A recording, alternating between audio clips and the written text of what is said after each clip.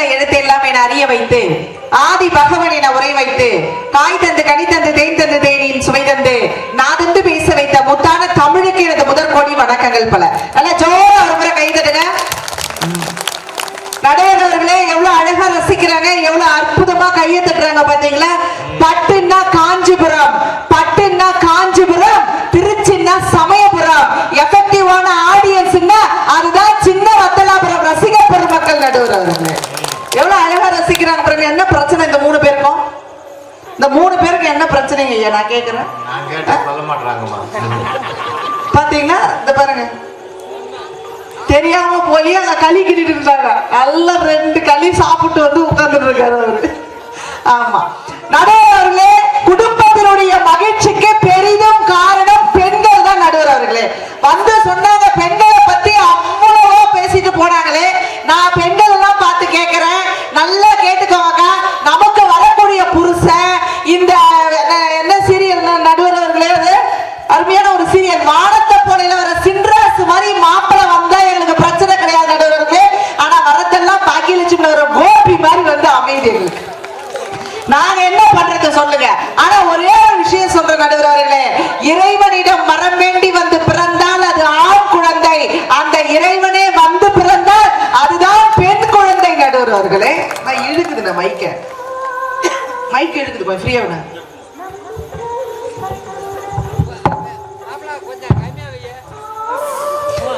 மாமா கொஞ்சம் இருமாமா வைப்பேன். நடுவர்களே பெண்கள் எவ்வளவு ஒரு பிரச்சனையில இருக்காங்க தெரியுமா நடுவர்களே. ஒரு குடும்பத்தை தாங்கி நிக்கிறது யாருன்னு பாத்தீங்கன்னா பெண்கள் தாங்க. எத்தனை தெய்வங்கள் இருந்தும் என்ன, சத்தியம் அவன் சம்சாரம், அவன் சாமி அவதாரம்னு சொன்னா அது பெண்களுக்காக தானே சொன்னாங்க நடுவர்களே. வந்து எவ்வளவு ஆண்கள்லாம் உட்கார்ந்து இருக்காங்க, பெண்கள்லாம் உட்கார்ந்து இருக்கிறாங்க. இங்க உட்கார்ந்து இருக்கிற ஆண்களை பார்த்து நான் கேட்கிறேன், உங்க மனசாட்சியை தொட்டு சொல்லுங்க, இதே பொண்டாட்டி தான் எனக்கு 7 ஜென்மத்துக்கும் பொண்டாட்டியா வரணும்னு சொல்றவங்க கையை தூக்குங்க. பாவி மக்கா, நீதான் 2 கல்யாணம் பண்ண போறிய, உனக்கு என்ன பேச்சு இரு. நடுவில் இருந்து ஒருத்தராச்சும் கையை தூக்குனாங்களா? தூக்கல. ஆனா எங்க தாய்க்குள்ளங்களை பார்த்து கேட்கிறேன், இதே புருஷன் தான் எனக்கு 7 ஜென்மத்துக்கும் புருஷனா வரணும் சொல்ற அக்காங்கள கையை தூக்குங்க. நாங்க ஒரு அக்கா மண்ணவரி தூத்துது. இதை விட ஒரு இளிச்சவாயம் எப்பயும் கிடைக்க மாட்டான். ஆனா நடுவர்களே நான் ஒண்ணு சொல்றேன், நல்லா கேட்டுக்கோங்க நடுவர்களே. ஏன் தெரியுமா பெண்கள் இதே புருஷன் தான் எனக்கு 7 ஜென்மத்துக்கும் புருஷனா வரணும்னு சொல்றாங்க. அந்த புருஷனை கண்ணிலேயே வச்சிருக்காங்க நடுவர்களே. பெண்கள்லாம் ஏன் தெரியுமா மேட்சா ட்ரெஸ் போட்டுக்கிறாங்க. நீங்க பாருங்க, ரோஸ் கலர்ல புடவை, ரோஸ் கலர்ல வளையல், ரோஸ் கலர்ல கம்மல், ரோஸ் கலர்ல போட்டு, ரோஸ் கலர்ல பேண்ட் எல்லாம் மேட்சா போடுறாங்க. ஏன் தெரியுமா? கட்டினதுதான் மேட்சா அமையல, அட்லீஸ்ட் கட்டிக்கிறதாச்சும் மேட்சா இருக்கட்டுமேன்றதுக்காக தான் நடுவர்களே. ரோஸ் அடிச்சுனா வரும். எனக்கு தெரிஞ்சு ப்ளூ கலர் பச்சை கலர் அடிச்சவர் என்டி ராமாராவ் ஒருத்தர் தான். என்ன கிருஷ்ணபாரே தினம் வேஷம் போட்டு வருவாரு. ஆனா அக்கா நல்லா கேட்டுக்கோங்க, கல்யாணத்துக்கு முன்னாடி எல்லா ஆண்களும் என்ன தெரியுமா சொல்லுவாங்க, கட்டுனா இவ்வளவு தானே கட்டணும் அப்படின்னு ஒத்த கால்ல நிப்பாங்க, அப்படித்தானே. ஆனா கல்யாணம் ஆகி ஒரு 1.5 வருஷம் ஆட்டமே வெட்டினா அவ்வளவுதான் வெட்டணும் சொல்றாங்களா இல்லைங்களாங்க. கல்யாணத்துக்கு முன்னாடி பாருங்களேன், கொஞ்ச நேரம் பேச யாண்டி தங்கம் போனை வச்சிடுற, இன்னும் கொஞ்ச நேரம் பேச அப்படின்வாங்க. கல்யாணம் ஆகி ஒரு 1.5 வருஷம் ஆட்டம் பேசியே என் உசுறு எடுக்கிறிய வாய மூறு அப்படின்னு சொல்றாங்க நடுவர்களே. ஆனா பெண்கள் அது மாதிரி எப்பவுமே மாற மாட்டாங்க. எங்க வீட்டு பக்கத்துல ஒரு புருஷன் முன்னாடி பேசிக்கிட்டு இருந்தாங்க. அதுல அந்த அண்ணன் சொன்னாரு, ஏண்டி கமலா எனக்கு தூக்கமே வரமாட்டேங்குது அப்படின்னாரு. உடனே அந்த அக்கா சொல்லுச்சு, ஏங்க தூக்கம் வரலன்னா என்னங்க, கவலைப்படாதீங்க, இடத்த கொஞ்சம் மாத்தி படுங்க. என்னங்க தப்பு இருக்குல்ல? இந்த மாநில காலையில எந்திரிச்சு பார்த்தா எதிர் வீட்டுல இருந்து எந்திரிச்சு வராங்க. இடத்த மாத்த சொன்னா ஏரியாவே மாத்திருக்காங்க நடுவர்களே. இவங்க எல்லாம் குடும்பத்துல என்ன மகிழ்ச்சி இது பண்ணுவாங்க யோசிச்சு பாருங்க. வந்து பேசினாரு, அடே அப்பா இவரு குடும்பத்தை தூக்கி நிறுத்துறாரா, அத பண்ற, என்ன உருட்டுறீங்க 2 பேரும் சேர்ந்துக்கிட்டு. நான் தெரியாம தான் கேட்கிறேன் நடுவர்களே. ஒரே ஒரு விஷயம் சொல்றேன், தெரிஞ்சே கேளு. ஒரே ஒரு விஷயம் சொல்றாங்க. எங்க அக்காவுக்கு போன வருஷம் கல்யாணம் ஆச்சுங்க. எங்க குலதெய்வம் என்ன தெரியுங்களா நடுவர்களே? எங்க குலதெய்வம் என்ன தெரியுங்களா? பொன்வண்டு ஐயனார். எவ்வளவு அழகா இருக்குக்கா. எங்க மாமா வந்து அவங்க வீட்டுல இருக்காங்க, அவங்க குலதெய்வம் என்ன தெரியுங்களா? சொரிமுத்து ஐயனார். நடுவர்களே குலதெய்வத்தை கூட விட்டு விட்டு நாங்கள் உங்களுடன் வந்து குடும்பம் நடத்துகிறோம் என்று சொன்னால் அது பெண்களால் மட்டும்தான் முடியும் முடியும் நடுவர் அவர்களே. யோசிச்சு பாருங்க, பெண்களுக்கு வீட்டுல மரியாதை இருக்காங்க. இவ்வளவு பேசுறீங்களே, சிரிக்கிறீங்களே ஆண்கள், அவரு வேற கையை வர தட்டினீங்க, நீங்க திரும்பி திரும்பி வர இருங்க. நான் தெரியாம தான் கேட்கிறேன், பெண்களுக்கு வீட்டுல மரியாதை இருக்காங்க. நம்ம ஆண்களுக்கு எல்லாம் சோப்பு எங்க இருக்குன்னு தெரியும், பிரஷ் எங்க இருக்குன்னு தெரியும், டவல் எங்க இருக்குன்னு தெரியும். ஆனா நம்ம மனுஷனை போய் என்ன பண்ண மாட்டாங்க, எடுக்க மாட்டாங்க. என்ன தெரியுமா சொல்லுவாங்க, அங்க பண்ணிட்டு இருக்க, சோப் எடுத்தாடி, பிரஷ் எடுத்தாடி, அதை எடுத்தாடி, இதை எடுத்தாடி அப்படின்னு எத்தனை டீ போடுறாங்க இந்த மனுஷங்க. என்னைக்காச்சும் ஒரு நாள் எங்க அக்காவெல்லாம் கோவப்பட்டு தடா காப்பி, நீ அதை விட அப்படி சொல்லியே கொடுத்துருக்கலாம் இல்ல, என்ன சொல்லாமல இருக்கிறீங்க. போன வாரம் அதை கேளுங்கய்யா, போன ஞாயிற்றுக்கிழமை நானும் என் பையன் பொண்ணெல்லாம் உட்காந்து கேரம் போர்டு அடிக்கிறேன். சமையல் கட்டுல இருந்து குரல் வருது.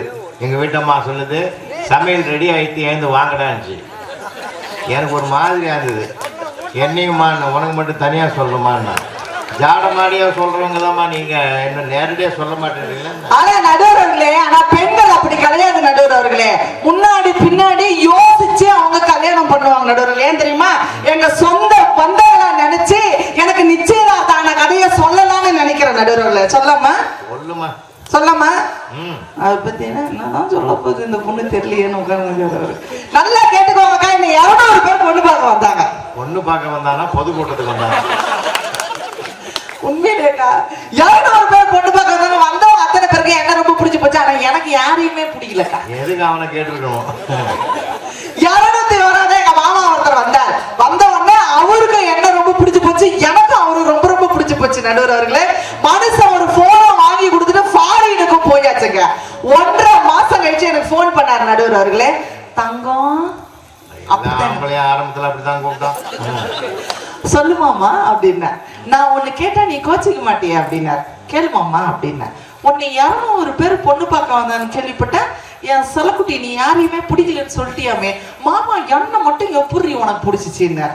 உடனே நான் சொன்னேன், மாமா அதை நான் சொன்னா நீ கோச்சிக்க கூடாது அப்படின்னா. சொல்லுடி அப்படின்னாரு. என்ன தெரியுமா சொன்ன, பாத்தியா ஊரு கதைன்னா அவ்வளவு சைலண்டா கேக்குது. ஏமா நான் எல்லாரையும் பார்த்து கேட்கறேன், நாங்களா உன் கதையை கேட்டோம்? என் கதையை நான் சொல்லட்டுமான்னு நீ கேட்ட. பாவம் அந்த பிள்ளைக்கு ஏதாவது ஒரு நல்லது செய்வோம்னு நாங்க எல்லாம் ஆர்வமா சொல்லுமான்னு. சொல்லு. என்ன தெரியுமா சொன்ன, மாமா 200 பேர் என்ன பொண்ணு பார்க்க வந்தாங்க. வந்தவங்க அத்தனை பேருக்கும் காஃபி கொடுத்து தட்டுல பஜ்ஜி சுட்டு வச்சு கொடுத்த மாமா. வந்தவங்க அத்தனை பேரும் காஃபியை குடிச்சிட்டு பஜ்ஜியும் சாப்பிட்டுட்டு சைலண்டா போயிட்டாங்க மாமா. நீ மட்டும்தான் மாமா காஃபி குடிச்ச டம்ளரையும் சாப்பிட்ட பஜ்ஜி தட்டிய கழுவி வச்சுட்டு போன. அந்த பணியும் ரொம்ப பிடிச்சிச்சு. அவன் ஒரு தடவை தான் கழுவணும். ஊரா நடுவர்களே, நிச்சயதார்த்தத்துக்கு முன்னாடி காஃபி எப்படி தெரியுமா குடிப்பேன் நானு? சூடா குடிப்பேன். எப்படி குடிப்பேன்? சூடா குடிப்பேன். நிச்சயதார்த்தத்துக்கு அப்புறம் காஃபியை சில்லுன்னு தான் நடுவர்களே ஆத்தி குடிக்கிறேன். ஏன் தெரியுமா, மாமா என் நெஞ்சுக்குள்ளேயே இருக்காரா, காஃபி சூடா குடிச்சா அவருக்கு சுட்டுடும். நடுவர்களே, வாழ்க்கையில எவ்வளவு பிரச்சனைகள் எல்லாம் கடந்து வரக்கூடிய ஒரு உண்மையிலேயே ஒரு தெய்வம் இருக்குதுன்னு சொன்னா அது பெண்கள் தான் நடுவர்களே. அதனாலதான் சொன்னாரு, ஆழம் விழுதுக போல் 1000 உறவுகள் இருந்தன, வேற நீ இருந்தால் நான் வீழ்ந்து விடாதிருப்பேன்னு சொல்லி இருக்கான்னு சொன்னா அது பெண்களால மட்டும்தான் முடியும் நடுவர்களே. இன்னொரு விஷயம் சொல்றேன் கேட்டுக்கோங்க. வந்து சொன்னாரு, அடே அப்பா சம்பாதிக்கிற சம்பாத்தி எல்லாம் மேக்கப்புக்கும் புடவைக்கும் நகைக்குமே போயிடுதுன்னு சொன்னீங்களப்பா. நாங்க தெரியாம தான் கேட்கிறோம். இந்த புடவை எங்களுக்காகவா கட்டுறோம், இந்த நகை எங்களுக்காகவா போடுறோம், இந்த மேக்கப் எங்களுக்காகவா போடுறோம் நடுவர்களே. நாளைக்கு நாங்க தெருவுல நடந்து போறப்ப பாருடா இன்னாரு பொண்டாட்டிய அவரு என்னமா வச்சிருக்காருன்னு சொல்லிட்டு உங்களுக்கு பெருமை தேடி தருவதற்காகத்தான் இதெல்லாம் நாங்க போட்டுக்கிறோம்னு சொன்னா எங்களை வந்து ஏன் குறை சொல்றீங்க? நல்லா தட்டுக்க ஐயா, வீட்டுக்காரர் கேட்கலாம். இந்த வரேன், உங்களுக்கு என்னை பத்தி தெரியாது அதான் சொல்றேன். ஆமா நடுவர்களே, அவ்வளவு விஷயம் இருக்கலையா நடுவர்களே. வந்து சொன்னாரு, புடவைய பத்தி பேசினாரு. நான் கேட்கிறேன் நடுவர்களே, இந்த புடவைய 2ஆ கிழிச்சா என் பொண்ணுக்கு தாவணி போடலாம் நடுவர்களே, 4ஆ கிழிச்சா என் பொண்ணுக்கு பாவாடை தைக்கலாம் நடுவர்களே, 8ஆ கிழிச்சோம்னா என் பொண்ணுக்கு சட்டை தைக்கலாம் நடுவர்களே, அதையே 16ஆ கிழிச்சோம்னா அந்த பிள்ளைக்கு ரிப்பனா கட்டலாம்னு சொன்னா அந்த புடவை எவ்வளவு பயன்பாடா இருக்குதுங்க. ஆனா உங்களை பார்த்து நான் கேட்கிறேன், இந்த பாயா போன வேட்டி எதுக்கு உதவும்? அவ்வளவு கேவலமா சொல்லாத தாயி. என் பாட்டி என் தாத்தா வேஷ்டியை கட் பண்ணி போட்டு தான் இட்லி சுட்டு கொடுப்பாங்க. ஒரு புனிதமான வேஷ்டி உங்களுதாவது உடுத்திட்டு தான் ஆகும். இது உண்றதுக்கே ஆகும்னா எவ்வளோ பெரிய இது இருக்குதுமா, சக்தியும் வல்லமையும் வேஷ்டி. நடுவர்களே, இப்போ ஒரு ஆராய்ச்சி ஒண்ணு பண்ணியிருக்காங்க. பன்றி காய்ச்சல் அதிகமா பரவறதுக்கு காரணம் வேட்டியில சுட்ட இட்லி தாங்க. அது தெரியாம நீங்க சாப்பிட்டு இருக்கிறீங்க. ஆனா நடுவர்களே, நான் ஒரே ஒரு விஷயம் சொல்றேங்க. இன்னைக்கு எல்லாரும் வந்து சொல்றாங்களே, ஆண்கள் தான் உழைக்கிறாங்க. வந்து அழகா சொன்னாரு, இந்த கூட்டத்தை நடத்துறது இந்த இளைஞர்கள் தான் சொன்னாரு.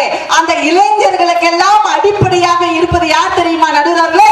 அவர்களுடைய அம்மா தான் என்று சொன்னால் இதை யாரும் மறுக்க முடியாதுங்க. எந்த குழந்தையும் நல்ல குழந்தை தான். மண்ணில் பிறக்கையிலே அவன் நல்லவனாவதும் தீயவனாவதும் அன்னை வளர்ப்பினிலே சொல்லி இருக்காங்களே தவிர தந்தை வளர்ப்பினிலே சொல்லலே. இந்த உலகத்திலேயே யார் தெரியுமா மிக சிறந்த பெண்மணி? விண்ணிலே பிறந்த கல்பனா சாவலாவா என்று கேட்டால் கிடையாது. மண்ணை எல்லாம் ஆண்ட ஜான்சி ராணியா என்று கேட்டால் கிடையாது. யார் தெரியுமா இந்த உலகத்திலேயே மிக சிறந்த பெண்மணி? எவள் ஒருவள் தன் குழந்தைகளை ஒழுக்கமாக வளர்க்கிறாளோ அவள் தான் இந்த உலகத்திலே மிக சிறந்த பெண்மணி. நடுவர்களே, உண்மையா இல்லையா? கையை தட்டான ஆண்களுக்கு மட்டும்தான் கையை தட்டுவீங்க. இது குறுப்பா தான் வந்திருக்கீங்க போல. நடுவர்களே, ஒரே ஒரு விஷயம் சொல்றேங்க. இன்னைக்கு எவ்வளவு பெரிய பிரச்சனை வந்தாலும் சரி, அம்மாவினுடைய முந்தானையிலே அவன் அழுகின்ற கண்ணீரை துடைக்கின்ற பொழுது அத்தனை கவலையும் பறந்து போயிடும். நடுவர்களே, யோசித்து பாருங்க. இன்னைக்கு கோடி கோடியா பணத்தை போட்டு லட்ச லட்சமா பணத்தை போட்டு வீட்டை கட்டினா கூட சரி, அம்மாவினுடைய புடவையிலே தொட்டிலே தூங்கிய சுகத்தை அந்த வீடு என்னைக்குமே தராது. நடுவர்களே, இன்னைக்கு நம்ம கையில ஏடிஎம் காசுல 50,000 ரூபாய் 1 லட்சம் ரூபாய் பணம் இருக்கிறாங்க. ஆனா சின்ன வயசுல அம்மா கையில போய் நம்ம காசு வேணும்னு கேட்கிறப்ப அந்த அம்மா சமையல் அறையில இருந்து வந்து அந்த புடவையில இருக்கிற ஈரத்தோட அந்த முந்தானையில இருந்து 50 பைசா எடுத்து கொடுக்கும் பாத்தீங்களா? அதுக்கு ஈடு இணை இந்த உலகத்துல வேற என்ன இருக்கு? நடுவர்களே, யோசித்து பாருங்க. வந்து எல்லாரும் சொன்னாங்க, நான் நிறைவா இப்படி சொல்லி முடிக்கிறேன். மேதகு ஏபிஜே அப்துல் கலாம் ஐயா அவர்கள் எம்ஐடில அவருக்கு சீட்டு கிடைச்சப்ப பணம் கட்டுறதுக்கு அவர் கையில காசு இல்ல. நடுவர்களே, உடனே என்ன தெரியுமாச்சு? அவருடைய அக்காவினுடைய கைவளையலை விற்று அவர் எம்ஐடியிலே சேர்ந்து இருக்கிறார். அவருடைய சுய சதுரில என்ன தெரியுமா சொல்லியிருக்காரு? ஒவ்வொரு முறை நான் எம்ஐடி வாசலை மிதிக்கும் பொழுதெல்லாம் என் அக்காவினுடைய கைவளையல் தான் எனக்கு ஞாபகத்திற்கு வரும் என்று சொல்லி இருக்கார் என்று சொன்னார். இதை விட பெண்கள் குடும்பத்துக்கு மகிழ்ச்சி கொடுக்கறதுக்கு எதனா இருக்குதாங்க? யோசிச்சு பாருங்க. வந்து சொன்னாங்க, அந்த காலத்துல எல்லாம் அப்படி இருந்தாங்க, இந்த காலத்துல எல்லாம் இப்படி இல்லைன்னு. நான் ஒரு விஷயம் சொல்றேன் சார், அன்பு சார்.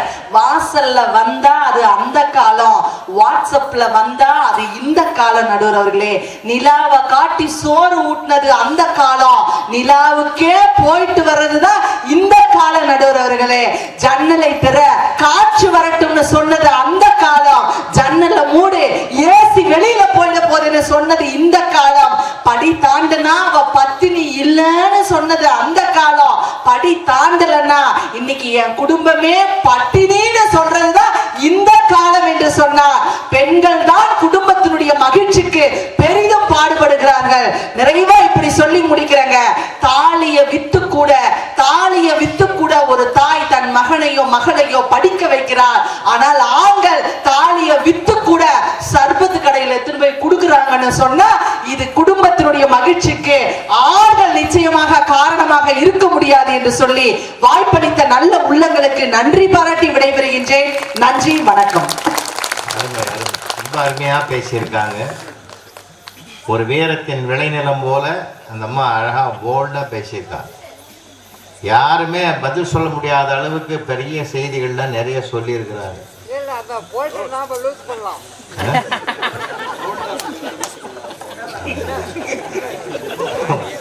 அது லூஸ் பண்றதை விட போல்டே கைட்டிடுவோம். ரொம்ப பெரியவர், மூத்த பெரியவராக இருந்தாலும் இந்த பிள்ளைகளோட இணைஞ்சு வராரு பார்த்தீங்களா, அதுதான் என் வாழ்க்கையில மகிழ்ச்சி. அது ரெண்டு கையும் மாட்டி வைங்க. ஏன் தெரியுமா? ஒன்ன கட்டினா உங்க பையனோட சண்டை போடும், ரெண்டை கட்டி விட்டு அது மோதிக்கும், உங்க பையன் நிம்மதியா இருப்பான். ஒரு கை கட்டல் கொடுக்கலாமே, அதைத்தான் ஐயா அப்படி சொன்னேன். ஒண்ணு கிடைக்கிறதே கஷ்டமா இருக்குது. நடுவர் அவர்களே, அன்பு ஏதோ ஒரு 15 வருஷம் ஒரு ஆளை தேடுறாருன்னு சொன்னாரு.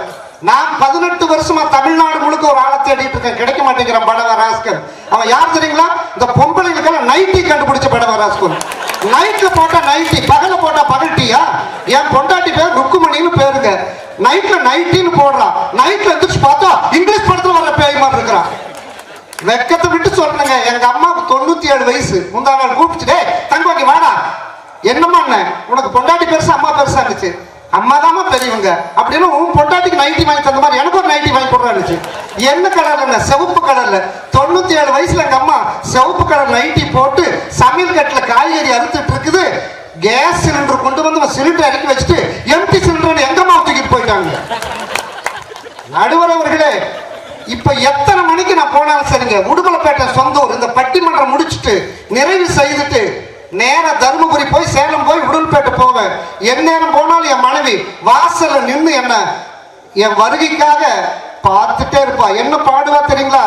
சிட்டுக்குருவி சிட்டுக்குருவி செய்தி தெரியுமா, என்னை விட்டு பிரிந்து போன கணவன் வீடு திரும்பல. சிட்டுக்குருவி சிட்டுக்குருவி செய்தி தெரியுமா. பாடிட்டு சாப்பிட மாட்டாங்க, சத்தியமா சாப்பிட மாட்டேன். ஏன்னா நான் போய் தானே சமைக்கணும். நடுவர் அவர்களே, இப்போ இருக்கிற நிலைமை பார்த்தா எல்லாமே என் பொண்டாட்டி தாங்க பாக்குறான். என் பொண்டாட்டி தான் பாப்பான். நான் பாத்திரம் தேய்ச்சா உட்காந்துட்டே பாப்பான். நான் துணிமணி எல்லாம் துவைச்சா நின்றுட்டே பாப்பான். சமையல் பண்ணி பரிமாறினா தின்னுகிட்டே பாப்பான். அதனாலதான் அவளே பாக்குறான். ஆனா நடுவர் அவர்களே, என் பையன் இந்த ஊருக்கு புறப்படுறியாப்பா, சொந்தக்காரங்க விருந்தாளி எப்ப வருவாங்கன்னா, காக்கா கத்துனா வருவாங்கடான்னு, எப்ப போவாங்கன்னா உங்க அம்மா கத்துனா போயிடுவாங்கடான்னு. இன்னைக்கு குடும்ப நிலைமைகள் அப்படி இருக்கு. ஆனால் நடுவர் அவர்களே, போன வாரம் எங்க வீட்டுக்கு முன்னாடி நல்ல தண்ணி பைப்ல தண்ணி வரலைங்க. உண்மையா சொல்றேன், பொக்லின் காரத தோணுனவன் பெரிய குழாயை உடைச்சு விட்டான். என் பொண்டாட்டி ஒரு குடத்தை கொடுத்து அரசாங்க லாரியில தண்ணி வருது போய் பிடிச்சிட்டு வாங்கன்னா, நான் போய் நின்றுட்டு இருந்தேன். அரசாங்க லாரி நல்ல தண்ணி லாரி வந்து திருப்பி நின்று பைப்பை ஓபன் பண்ணி விட்டா பாருங்க, ஒரே ஆம்பளை பொம்பளை கூட்டம் முட்டி மோதி. என் மனைவி மகிழ்ச்சியா சொன்னாங்க நம்பிக்கையில நான் போய் பிடிச்சேன். பிடிச்ச வேகத்துல குடத்தையும் காணும், என் இடுப்பு வேட்டையும் காணும். பேந்த முடிச்சுட்டு வந்து நின்ன என் பொண்டாட்டி என்னை பார்த்து பண்ணாட பண்ணாட, நீ எல்லாம் எனக்கு வந்து வாக்கப்பட்டு தொலைச்செடுத்து ஒரு குடத்தை எடுத்துட்டு நல்ல தண்ணி லாரி நோக்கி ஓடுனான். வேட்டியை பறி கொடுத்த நானும் பரிதவிச்சு ஓடினேன். போன வேகத்துல என் பொண்டாட்டி ருக்கு என்ன பண்ணா தெரியுங்களா? மழை அந்த நல்லதண்ணி லாரி கூட்டத்துக்குள்ள நுழைஞ்ச என் பொண்டாட்டி 2 குடம் தண்ணி இது மாதிரி அடுத்தவங்க வேஷ்டி 6 வேஷ்டி பரவாயில்ல உருவிட்டு வந்துட்டாங்க. அதுல ஒண்ணுதான் இது, எல்லாம் இத்து போன வேட்டி. ஆனா நடுவர் அவர்களே, என்னுடைய மனைவி எத்தனை வகையான உணவு திங்கிறா தெரியுங்களா? அத்தனையும் நான் சமைச்சு தர்றேன். Tea coffee, idli dosa, roast, parotta, venpongal, puri set, vada, bonda, bajji, மெதுப்பக்க வடை, ஆம வடை, உளுந்து வடை, தயிர் வடை, காராச்சேவு, காரா பூந்தி, பாதுஷா, அல்வா, லட்டு, ஜிலேபி, மைசூர்பா, பால்கோவா பண்ணு, பச்சரி சாப்பாடு, சாம்பூசணிக்காய் கூட்டு, கடலைப்பருப்பு, தயிர், மோர், நெய், ஊறுகாய், உப்பு, பப்படம், அப்பளம், கேரட் பல், பீன்ஸ் பல், கொத்தவரங்காய் பல், முருங்காய் பொரியல், மாப்பழம், வாழை, அகத்திக்கீரை, அரைக்கீரை, சிறுகீரை, வெந்தயக்கீரை, மணத்தக்காளி கீரை, தயிர் சாதம், தக்காளி சாதம், புளிச்சாதம், வெந்தய சாதம், மல்லி சாதம், கேரட் சாதம், சாம்பார் சாதம், chilli chicken, chilli manchuri, chicken biryani, mutton biryani, cola, kuska, Thums Up, Fanta, vanilla ice cream, சம்பாரவ, கோதுமை ரவை, பட்னரவ, chilli tandoori, chilli manchuri, chilli parotta, kothu parotta, முட்டை parotta, chilli idli, chilli 65, ginger chicken, சோள தோசை, கம்பு dosa, ragi dosa, naan, parotta, fried rice, kheer meal, sambar, top oil, food boy, அட்டை, ரவா தோசை, ஆனியம் தோசை, குழிப்பணியார, சந்தகை, எலுமிச்சஞ்சேவை, தக்காளி சேவை, ஆப்பம், இடியாப்பம், கொலா புட்டு, சுண்டல் குழம்பு, கார குழம்பு, வெந்தய குழம்பு, எண்ணெய் கத்திரிக்காய் குழம்பு, மணத்தக்காளி குழம்பு, ரோஸ் மில்க், ஜவ்வரிசி பாயாசம், ரஸ்னா, பாதாமி பால், பாதாமி கீர், பானிபூரி, பேல்பூரி, கட்லை, பொரி, கடலை, சுண்டல், காரப்பொரி, மசால் பொரி, பூண்டு பொரி, மிளகு பொரி, ரஸ்தாளி பழம், பூம்பழம், மிருப்பாச்சி பழம், பீடா. உனக்கு யார் தங்கவேல்னு பேரு வச்சான்? திங்கவேல்னு நம்ம வச்சிருவோம். அவனுக்கு நடுவர் அவர்களே, கல்யாணத்தப்போ லீனா வந்தா. நான் 200 வகையான உணவு சமைச்சு போட்டு சாப்பிட்டு இப்ப வீட்டுக்குள்ள இப்படி வர மாட்டேங்கிறா. இப்படி ஒரு கழிச்சிட்டு வர்றேன். நடுவர் அவர்களே, நான் படுற கஷ்டம் கொஞ்சம் நஞ்சம் இல்லைங்க. ஆனால் ஒரு பிச்சைக்காரன் பாருங்க, ஐயா சொன்னாங்க கல்யாணம் ஆனதுல உண்மை. 38 வருஷமா இந்த ஊர் மக்களை எனக்கு ஒரு ஆதரவு தெரிவிக்கணும். 38 வருஷமா ஒரே பொண்டாட்டியோட வாழ்க்கை நடத்தி நடத்தியிருக்கேன். ஒரு கைதட்டல் கொடுக்கலாமே. எவ்வளவு கஷ்டம். இந்த பாப்பா வந்து சின்ன பொண்ணு, அவங்களுக்கு குடும்பமே என்னன்னே தெரியாது. 38 வருஷமா நான் குடும்பம் நடத்தியிருக்கேம்மா. எவ்வளவு கஷ்டம் தெரியுமா? ஆனால் நடுவர் அவர்களே, ஒரு பிச்சைக்காரன் 38 வருஷமா நான் கேட்காத கேள்வி முந்தா நாள் வந்து என் பொண்டாட்டி பார்த்து கேட்டான். அம்மா, தாயி, அகிலாண்ட ஈஸ்வரி, ஆதிபராசக்தி, அன்னலட்சுமி, சோறு இருந்தா போடணும். ஒரு கப்புல என் பொண்டாட்டி சாப்பாடு, ஒரு கப்புல குழம்பு. பிச்சைக்கார தட்டுல சாப்பாட்டை போட்டு குழம்பு ஊதிச்சு பாருங்க. 38 வருஷம் கட்டின புருஷன் கேட்காத கேள்வி ஒரு பிச்சைக்காரன் தைரியமா கேட்டான். என்ன சோறு குழம்பு ஊத்திட்டு சவரித்து போற நில்லு, வர வர போக்கே சரியில்லை. நேற்றுக்கு ஊத்துன புளி குழம்புல உரப்பு இல்லை, முந்தா நாள் ஊத்துன ரசம் போடல, விஷம் போல் இருக்கு. அதுக்கு முன்னத்த நாள் ஊத்துன சாம்பார்ல ஒரே உப்புமா. என்னமா நினைச்சிட்டேன் நான். அந்த என் பொண்டாட்டி பிச்சைக்காரனை பார்த்து என்ன சொல்லி தெரியுங்களா? ஏடா படவா ராஸ்கல், 38 வருஷமா கட்டின புருஷன் வீட்டுக்குள்ள எதை போட்டாலும் திங்கிறான், உனக்கு என்னடா ருசி வேண்டி கிடக்குனுச்சு. அதுக்கு பிச்சைக்காரன் சொன்னா, அம்மா அம்மா கோவிச்சுக்காதீங்க, இதை நானா கேட்கலமா, உங்க வீட்டுக்காரர் தாமா கேட்க சொன்னாருன்னு போயிட்டான்.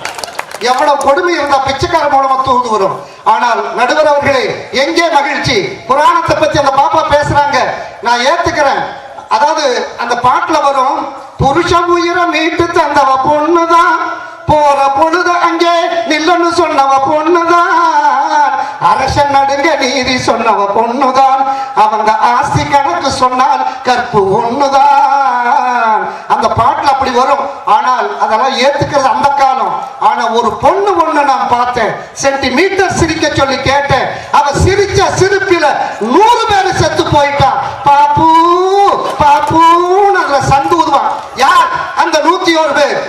துரியோதனன், யுயட்சு, துச்சாதனன், துச்சலன், துருமுகன், விழிஞ்சதி, விகர்ணன், சலசந்தன், சுலோசனன், விந்தன், அதுவிந்தன், துர்தர்சனன், துருமர்சனன், துருமுகன், துர்கர்ணன், கர்ணன், சித்திரன், உபசித்திரன், சித்ராக்கன், சாரு, சித்ராங்கிதன், துருமதன், துருபிரகாசன், விவிச்சு, விகடன், சமன், ஊர்ணநாதன், பத்மநாபன், நந்தன், உபநந்தன், சேனாதிபதி, சுடேனன், கண்டோதரன், மகோதரன், சித்திரவாகு, சித்திரவர்மா, சுபர்மா, துருவிராசனன், அயோவாகு, மகாவாகு, சித்திரசாயன், சுகுண்டலன், பீம விக்கிரமன், கனகாயு, திருஷாயுதன், திருஷவர்மா, திருஷகர்த்தன், சத்தியகந்தன், உக்கரச்சிரவா, உக்கரச்சேனன், சேனானி, மகமூர்த்தி, அபிராதன், பண்டிதகன், வாதவேகன், ஆதித்யா கேது, வெகுவாதி, நாகத்தன், நிசல்கி, கவிசி, தண்டு, தண்டதரன், தனுக்கரன், உக்கரன், பீமரதன், அபயன், ரவுத்திரகம்மன், அனாதிர்சியன், குண்டபேது, வியூகுடாகு, கனகரங்கதன், குண்டசித்து, சித்திரன், துச்சலை, 101 போரும். ஒரு பொம்பளை பாஞ்சாலி சிரிக்க கூடாத இடத்துல சிரிச்சதுனால 100 பேரும் போனாங்க. துரியோதன குடும்பம் தான் டாப்பான குடும்பம் இந்த இந்தியாவிலே. அது சொல்றபடி நம்ம ஏத்துக்குவோம். ஏதாவது சாப்பாடு எங்களுக்கு தெரியுது, இது அவ்வளவா நமக்கு தெரியல. இருந்தாலும் நீ எதை சொன்னாலும் அது வேறும் தான், கவலை இல்லை. நடுவர் அவர்களே, ஆண்கள் கல்யாணத்துக்கு முன்னாடி சூரக்கோட்டை சிங்கக்குட்டியில இருப்பாங்க, கல்யாணத்துக்கு பின்னாடி பாளையங்கோட்டை பன்னிக்குட்டிகளா மாறி போயிடுறாங்க நடுவர் அவர்களே. ஆனால் நடுவர் அவர்களே, இந்த தாய்மார்கள் உங்கள் பொன்னார் திருவடிகளை தொட்டு வணங்கி கேட்கிறோமா, எங்கம்மா மகிழ்ச்சி இருக்குது. ஒரு பெண் பிள்ளை பிறந்தா நாகரிகமா பேர் வைங்கம்மா. லட்சுமி, சரஸ்வதி, நல்ல சௌபாக்கியவதி, பூர்ணிமா, இப்படி பேர் வைங்க. ஆனா அந்த பெரியவங்க அந்த காலத்து நடிகை பேர் வச்சாங்க, அந்த பேர்களை கூட வைக்கலாம். ராகினி, லலிதா, பத்மினி, அஞ்சல் தேவி, சாவித்திரி, பானுமதி, ரத்னா, இப்படி பேர் வச்சாங்க. இப்ப பெண்கள் குடும்பத்துல மகிழ்ச்சியா இருக்கு, பேரு வைக்கிறீங்க பாருங்க. பொட்ட பிள்ளைகளுக்கு நக்குமா, மோனிகா பிசாசு, கன்சிகா மோத்வா பட்டாணி, சில்பா ஜட்டி, இனிவாலா சனிவாலா, ரங்கோலி பீத்தியா, அது எங்க போய் பீத்துச்சோ. இப்படி குடும்பத்துல நிம்மதியை கெடுக்கிறாங்களே தவிர உங்க கிட்ட சந்தோஷம் இல்லை என்பதை பணிவன்போடு சொல்லி, சான்றோர் பெருமக்களே, தாலாட்டு இருக்கா, தாய்ப்பால் இருக்கா? அரசாங்கம் சொல்லுது சார், தாய்ப்பால் கொடுத்தா அழகு கட்டு போயிடும். தாய்ப்பால் கொடுக்காதனாலதான் இன்னைக்கு பெரிய பசங்கானா சொன்ன பேச்சு கேட்கறது இல்ல. இதை அரசாங்கம் சொல்லுது. சரி, தாலாட்டு நல்லதா இருக்கா? இல்லையே. மாடு மேய்க்கும் கண்ணே நீ போக வேண்டாம் சொன்னேன், மாடு மேய்க்கும் கண்ணே நீ போக வேண்டாம் சொன்னேன், காய்ச்சின பாலும் தரேன், கற்கண்டு சீனி தரேன், கை நிறைய எண்ணெய் தரேன், வெயிலிலே போக வேண்டாம், மாடு மேய்க்கும் கண்ணே நீ போக வேண்டாம் சொன்னேன், காய்ச்சின பாலும் வேண்டாம், கற்கண்டு சீனி வேண்டாம், உள்ள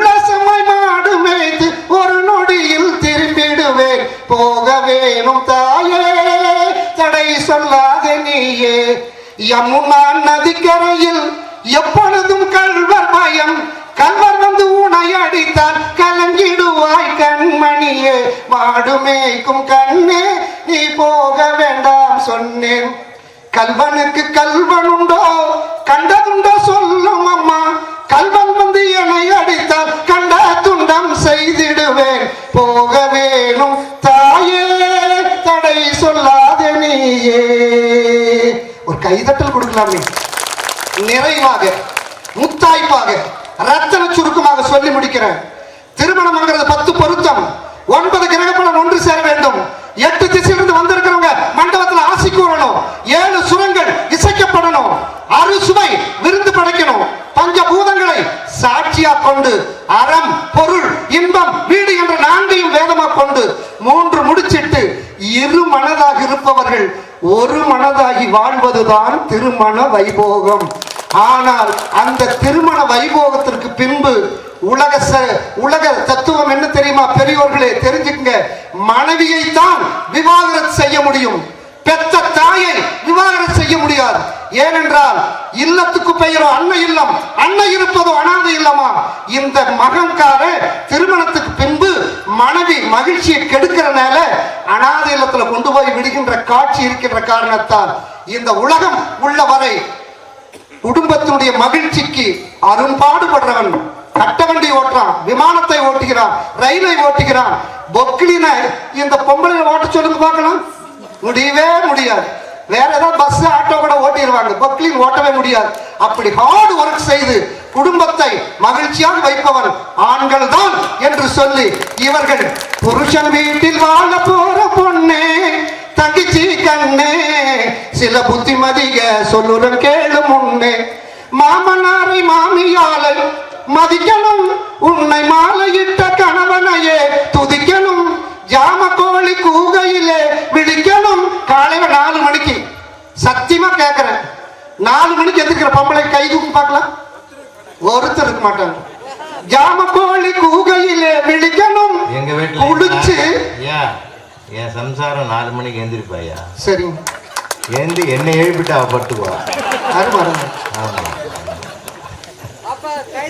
ஜாமபோலி கூகலிலே விழிக்கணும், குளிச்சு சாணம் தெளிச்சு கோலம் போட்டு அப்புறம் தான் சமையல் வேலை தொடங்கணும்.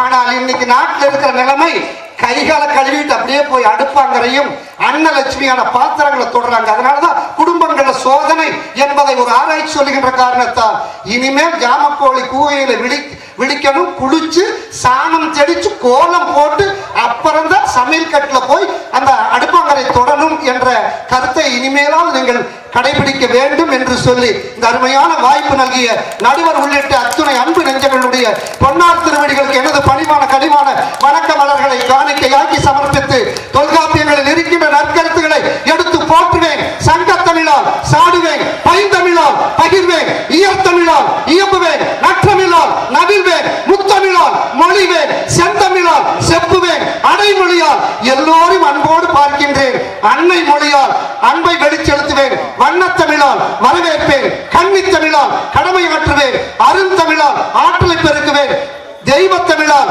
முத்தமிழ் என்று சொல்லக்கூடிய இயல் இசை நாடகம் என்ற முத்தமிழ் கொண்டு இந்த அற்புதமான ஊரில் இவ்வளவு குளிரையும் தாங்கிக் கொண்டு அருமையாக இந்த தமிழை ரசித்த உங்கள் ரசிக பெருமக்களுடைய அருமை பெருமைகளை தமிழ்நாடு முழுக்க எடுத்து சொல்லித்தான் இனிமேல் என் பேச்சினை தொடங்குவேன் என்று சொல்லி, கண்ணின் மணி போல மணியின் நிழல் போல கலந்து பிறந்தோமடா, இந்த மண்ணும் கடல் வானம் மறைந்து முடிந்தாலும் இந்த ஊர் அருகில் இருக்கக்கூடிய கிராம மக்கள் அத்துணை பேரையும் மறக்க முடியாதடா, உறவை பிரிக்க முடியாதடா. வாழ்க பாரதம், வாழ்க மணி திருநாடு, வந்தே மாதரம். நன்றி நன்றி நன்றி.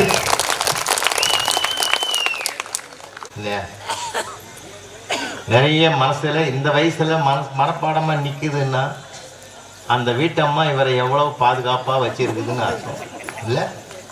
நன்றி கட்டத்தனமா பேசிட்டு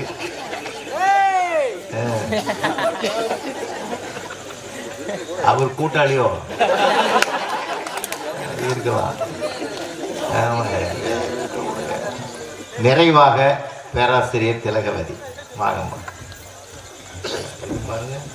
சரி.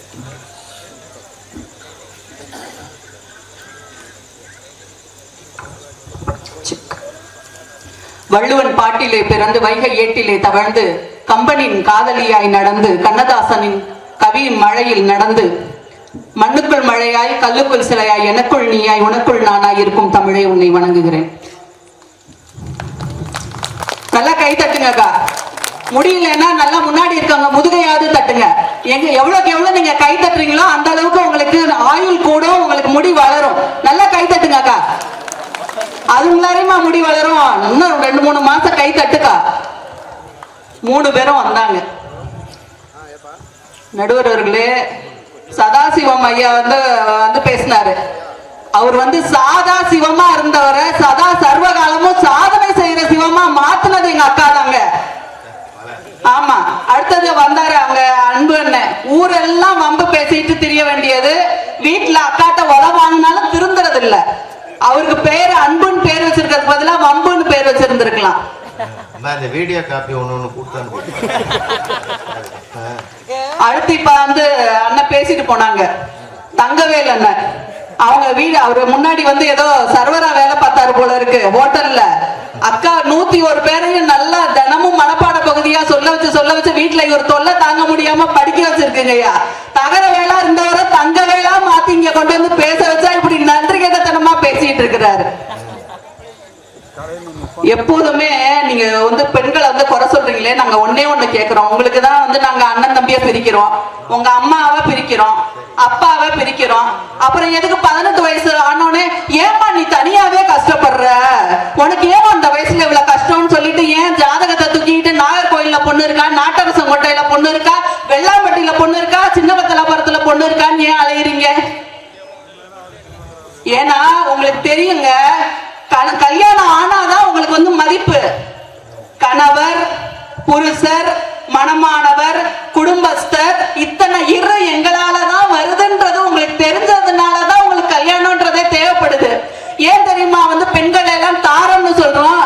நாங்க அன்பை தாரோம், ஆசையை தாரோம், உங்களுக்கு பண்பை சொல்லி தாரோம், அறிவை சொல்லி தாரோம், எல்லாத்துக்கும் மேல உங்களுக்கு வாரிசு தாரோம். இது எல்லாம் நாங்க தாரோன்றதுனாலதான் உங்க மகிழ்ச்சிக்கு நாங்களே ஆதாரங்க. நாங்க இல்லைன்னா உங்க வாழ்க்கையே சேதாரம். அவர் 3 பேரும் நிக்க வேண்டியதுதான் ரோட்டோரம். மாமா நீங்க நல்லா ஃபுல் ஃபார்ம்ல இருக்கிறீங்க, யாருப்பா அவர் பொண்டாட்டிய கூப்பிடுங்கப்பா, அப்பதான் ஒரு சவுண்ட் ஆஃப் பண்ண முடியும். நானே எங்க வீட்டு ஞாபகப்படுத்திட்டு இனிமேல் பேச மாட்டேன். எங்க வீட்டுக்காரர் நான் அத்தான்னு தான்க்கா கூப்பிடுவேன். ஏன் தெரியுமா? தோடு அத்தா, வளையல் அத்தா, செயின் அத்தா, மொத்தத்துல எங்க மகிழ்ச்சியே அத்தாங்க. இவங்க சொன்னாங்க எங்களை எல்லாம் ஏமாத்தி கல்யாணம் பண்ணிட்டாங்கன்னு. எனக்கு பொண்ணு பார்க்க வர்றப்ப எங்க வீட்டுக்காரர் பக்கத்துல TFAS போட்டிருந்தாங்க. நான் ஏதோ IAS, IPS, IRS படிச்சிருப்பாருன்னு நினைச்சா 10th ஃபெயில் ஆல் சப்ஜெக்ட்னு போட்டு ஏமாத்திட்டாங்கக்கா. பாத்துங்க. எங்க அணியில நயன்தாராவும் கீர்த்தி சுரேஷும் பேசினாங்க. என்ன ஒரு அழகா பேசினாங்க. அவங்க பேச பேச காதுல இனிமை தாழ்ற மாதிரி அப்படியே பாயிற மாதிரி இல்ல. எப்போதுமே ஒரு பெண் குழந்தை பிறந்தா சொன்னாங்க இல்லையா, அதாவது கடவுளே கடவுள்கிட்ட வரம் வேண்டி பிறந்தால் அது ஆண் குழந்தை, கடவுளே வரமாக பிறந்தால் பெண் குழந்தை. ஒரு குடும்பம் புண்ணியம் செய்தால் ஆண் குழந்தை பிறக்கும், ஒரு தலைமுறையே புண்ணியம் செய்தாதாங்க பெண் குழந்தை பிறக்கும். அதுலயும் அந்த அன்பு அண்ணனை பத்தி கண்டிப்பா சொல்லியே ஆகணும். இவர் போற இடத்துல எல்லாம் வம்பு பண்ணாம வந்ததா சரித்திரமே கிடையாதுங்க. எங்க அக்கா போய் ஒரு மீன் வாங்கிட்டு வர சொன்னா கூட மீனை வாங்கினமா வந்தமான்னு வர வேண்டியதானே. மீன் விற்கிற மீனாக்காவை பார்த்துக்கிட்டு வம்பு வளர்ந்துகிட்டே வர்றது. வீட்டுல வேற விரலோ நெத்திலி மீன், கண்ணோ காரப்பொடி, முகமோ கெழுத்தி மீன், மனசோ சென்னாங்குனி, அது விளாண்டுடா கையில் சிக்காதுடா, அது ரெக்க வச்ச வாழுடா. ஏ சௌந்தர், ஏ சதாசிவம், ஏ அல்போன்ஸ், ஏ அந்தோணி, அந்த கடலை கேளு அலைய சொல்லும், கண்ணிய கேளு புது கதைய சொல்லும். இப்படி அல்போன்ஸ், எல்லாத்தையும் வந்து கில்மான்ஸ் கில்ஃபான்ஸ் ரொமான்ஸ் எல்லாம் பண்ணிட்டு பெண்களால மகிழ்ச்சியா இல்லைன்னு உட்டான்ஸ் விட வேண்டியது. என்ன நினைச்சிட்டு நீங்க எல்லாரும் வந்து போய் பேசிட்டு இருக்கிறீங்க? எப்போதுமே பாருங்க, ஆண்களுக்கு ஏங்க ஆண்கள்னு பேர் வச்சாங்க தெரியுமா? பெண்கள் ஆண் பாக்குறதுனாலதான் அவங்க பேரு ஆண்கள். ஆடவர்னு ஏன் தெரியுமா பேர் இருந்துச்சு? அவன் போட்டுக்கிட்டும் ஆடுவான், போடாமையும் ஆடுவான். ஆமா ஆமா, நீங்க ஆடுங்க, இப்ப பொண்டாட்டிக்கு சொல்லி அனுப்பிச்சிருக்குது, வருவாங்க இருங்க. அதனால ஆடவர்கள் எல்லாம் நீங்க வந்து இவங்க சொன்னாங்க, நாங்கெல்லாம் வந்து பொண்டாட்டி சொன்னா கேக்குறோம், பொண்டாட்டி நாங்க டாஸ்மாக் போவாதீங்கன்னு சொல்றோம், கேக்குறீங்களா? புண்பட்ட மனசை புகை போட்டு ஆத்துறோம்னு சொல்றீங்க, நாங்க குடிக்காதீங்கன்னு சொல்றோம், புகை சிகரெட் அடிக்காதீங்கன்னு சொல்றோம், கேக்குறீங்களா? ஆனா தனி குடித்தனம் வாங்கன்னா பின்னாடியே வந்துடுறாங்களாம். ஏன்னா இவங்கள்ட்ட காசை கொடுத்தா எல்லாமே டாஸ்மாக்கு போகும்னு தெரியும். அதனாலதான் மாட்டு வண்டி போகாத இடங்களில் கூட தன்னுடைய பாட்டு வண்டியை விட்ட பட்டுக்கோட்டை சொன்னாரு, சேர்த்த பணத்தை சிக்கனமா செலவு பண்ண பக்குவமா அம்மா கையில கொடுத்து போடு செல்ல கண்ணு, அவங்க 600 ஆக்குவாங்க செல்ல கண்ணு. எந்த பெண்களாவது டாஸ்மாக்ல போய் சரக்கு அடிச்சு பாக்குறீங்களா? எந்த பெண்களாவது கட் அவுட் வச்சு காசை வீணாக்கிறத பாக்குறீங்களா? எந்த ஹீரோக்காவது பாலாபிஷேகம் பண்ணி காசை வீணாக்கிறத பாக்குறீங்களா? ஏன்னா பெண்கள் என்பவர்கள் தன்னுடைய குடும்பத்துடைய முன்னேற்றத்திற்காக மகிழ்ச்சிக்காக வந்து பாடுபடுறவங்க. அதுலயும் பாத்தீங்கன்னா எந்த கணவன் வந்து விட்டுட்டு போனா கூட ஒரு பெண்ணால தனித்து இயங்கி தன்னுடைய குழந்தையை வந்து நல்ல விதமா வளர்க்க முடியுங்க. ஆனா ஆண்களால கண்டிப்பா முடியாதுங்க. வயசானவங்களா இருந்தா அதிகபட்சம் தன்னுடைய மனைவி இறந்ததுக்கு அப்புறம் 1 வருஷத்துக்கு அப்புறம் அவங்களும் இறந்துருவாங்க. இதே சிறு வயசுல வந்து மனைவி தவறி போனாங்கன்னா அடுத்த 8 மாசத்துல இன்னொரு கம்பெனியை கூட்டிட்டு வந்துருவார். ஏன்னா அவங்களுக்கு தெரியும், தாய் போனால் அறுசுவை போகும், தந்தை போனால் கல்வி போகும், பெற்ற பிள்ளை போனால் செல்வம் போகும், உடன்பிறப்பு போனால் தோல் வலிமை போகும், ஆனால் மனைவி போனால் சகலமும் போகும்ன்றது தெரியுங்க. அதனாலதான் இன்னொரு பெண்ணுக்கு வாழ்க்கை கொடுக்குறோம். அந்த பெண்ணு வந்து இவருக்கு மகிழ்ச்சியா இருக்கணும்ன்றதுனாலதான் கல்யாணமே பண்ணிக்கிறாரு. இப்பயாவது ஒத்துக்கிறாங்களா? ஆனா அதாவது நீங்க வந்து பொண்டாட்டியை மட்டும் தானேங்க குறை சொல்ல முடியும், தாயை குறை சொல்ல முடியாது இல்ல. நம்மளுடைய தலைப்பு என்ன? பெண்களால மகிழ்ச்சியா, பொம்பளைங்களால மகிழ்ச்சியா இல்லையான்றது தானே. மனைவி தன்னுடைய தாய் வந்து ஒரு குழந்தைக்காக எந்த அளவு பாடுபடுறா. ஒரு மகள் வந்து பாருங்களேன், ஒரு மகள் பிறந்துட்டா நம்ம எல்லாரும் எப்படி வந்து எல்லாரும் சாக்லேட் கொடுப்பாங்க. எனக்கு மகாலட்சுமி பிறந்துட்டா, எனக்கு வந்து காமாட்சி பிறந்துட்டா, விசாலாட்சி பிறந்துட்டா அப்படின்னு சந்தோஷமா வந்து சாக்லேட் எல்லாம் கொடுப்பாரு. ஆனா இதே வந்து ஒரு ஆண் பிறந்துட்டானா எனக்கு பேர் சொல்ல ஒரு பிள்ளை பிறந்திருக்காங்க, கொல்லி வைக்கிறதுக்கு ஒரு பிள்ளை பிறந்திருக்கான் அப்படின்னு சொல்லிதான் வந்து இந்த சாக்லேட்டை கொடுப்பாங்க. ஏன் தெரியுமா? பின்னாடி மகிழ்ச்சி, அவன் மகிழ்ச்சிக்கே கொல்லி வைப்பான்றதே தெரியாம தான் இந்த சாக்லேட்டை கொடுக்கறதுங்க. அது மட்டும் இல்ல, இந்த காலத்துல ஒரு பெண் வந்து எவ்வளவு சிரமங்களை அனுபவிச்சு. அவங்க சொன்னாங்க, சமைக்கிறாங்களா, அது பண்றாங்களா, இது பண்றாங்களா. எந்த காலத்துல இருந்துட்டு பேசுறீங்க? இன்னைக்கு ஆட்டோ முதல் ஆகாயம் வரை பெண்கள் வந்து பைலட்லாம் எல்லா நிலைகள்லயும் வந்து தன்னுடைய வேலைகளை வந்து பகிர்ந்த சிறந்த ஆட்களா, சிறந்த பெண்களா வளர்ந்துட்டு இருக்காங்க. அதே மாதிரி அவங்க சொன்னாங்க, இல்ல இல்ல மனமானவர்கள் எல்லாம் வந்து எங்களுக்கு ரொம்ப துன்பத்தை கொடுக்குறீங்க, எங்களுக்கு மனசு கஷ்டத்தை கொடுக்குறீங்க அப்படின்னு சொல்றாங்க. நான் கேக்குறேன், உங்களுக்கு வந்து எத்தனை சிரமங்கள், எத்தனை குற்றச்சாட்டுகள் வேணா எங்க மேல வைங்களேன். ஆனா உங்களுக்கு வந்து குழந்தை பெற்று கொடுக்கக்கூடிய ஒரு மிகப்பெரிய ஒரு துன்பத்தை அனுபவிச்சு உங்களுக்காக, உங்களுடைய சந்ததிகளுக்காக நாங்க மகிழ்ச்சியை கொடுக்கிறோமே, அதை விட மிகப்பெரிய சந்தோஷம் உங்களுக்கு என்னங்க வேணும்? நல்லா கை தட்டுங்கண்ணே. ரொம்ப பக்கத்துல அப்படி ரொம்ப சத்தம் போடாம கை தட்டுற மாதிரி இருக்கு.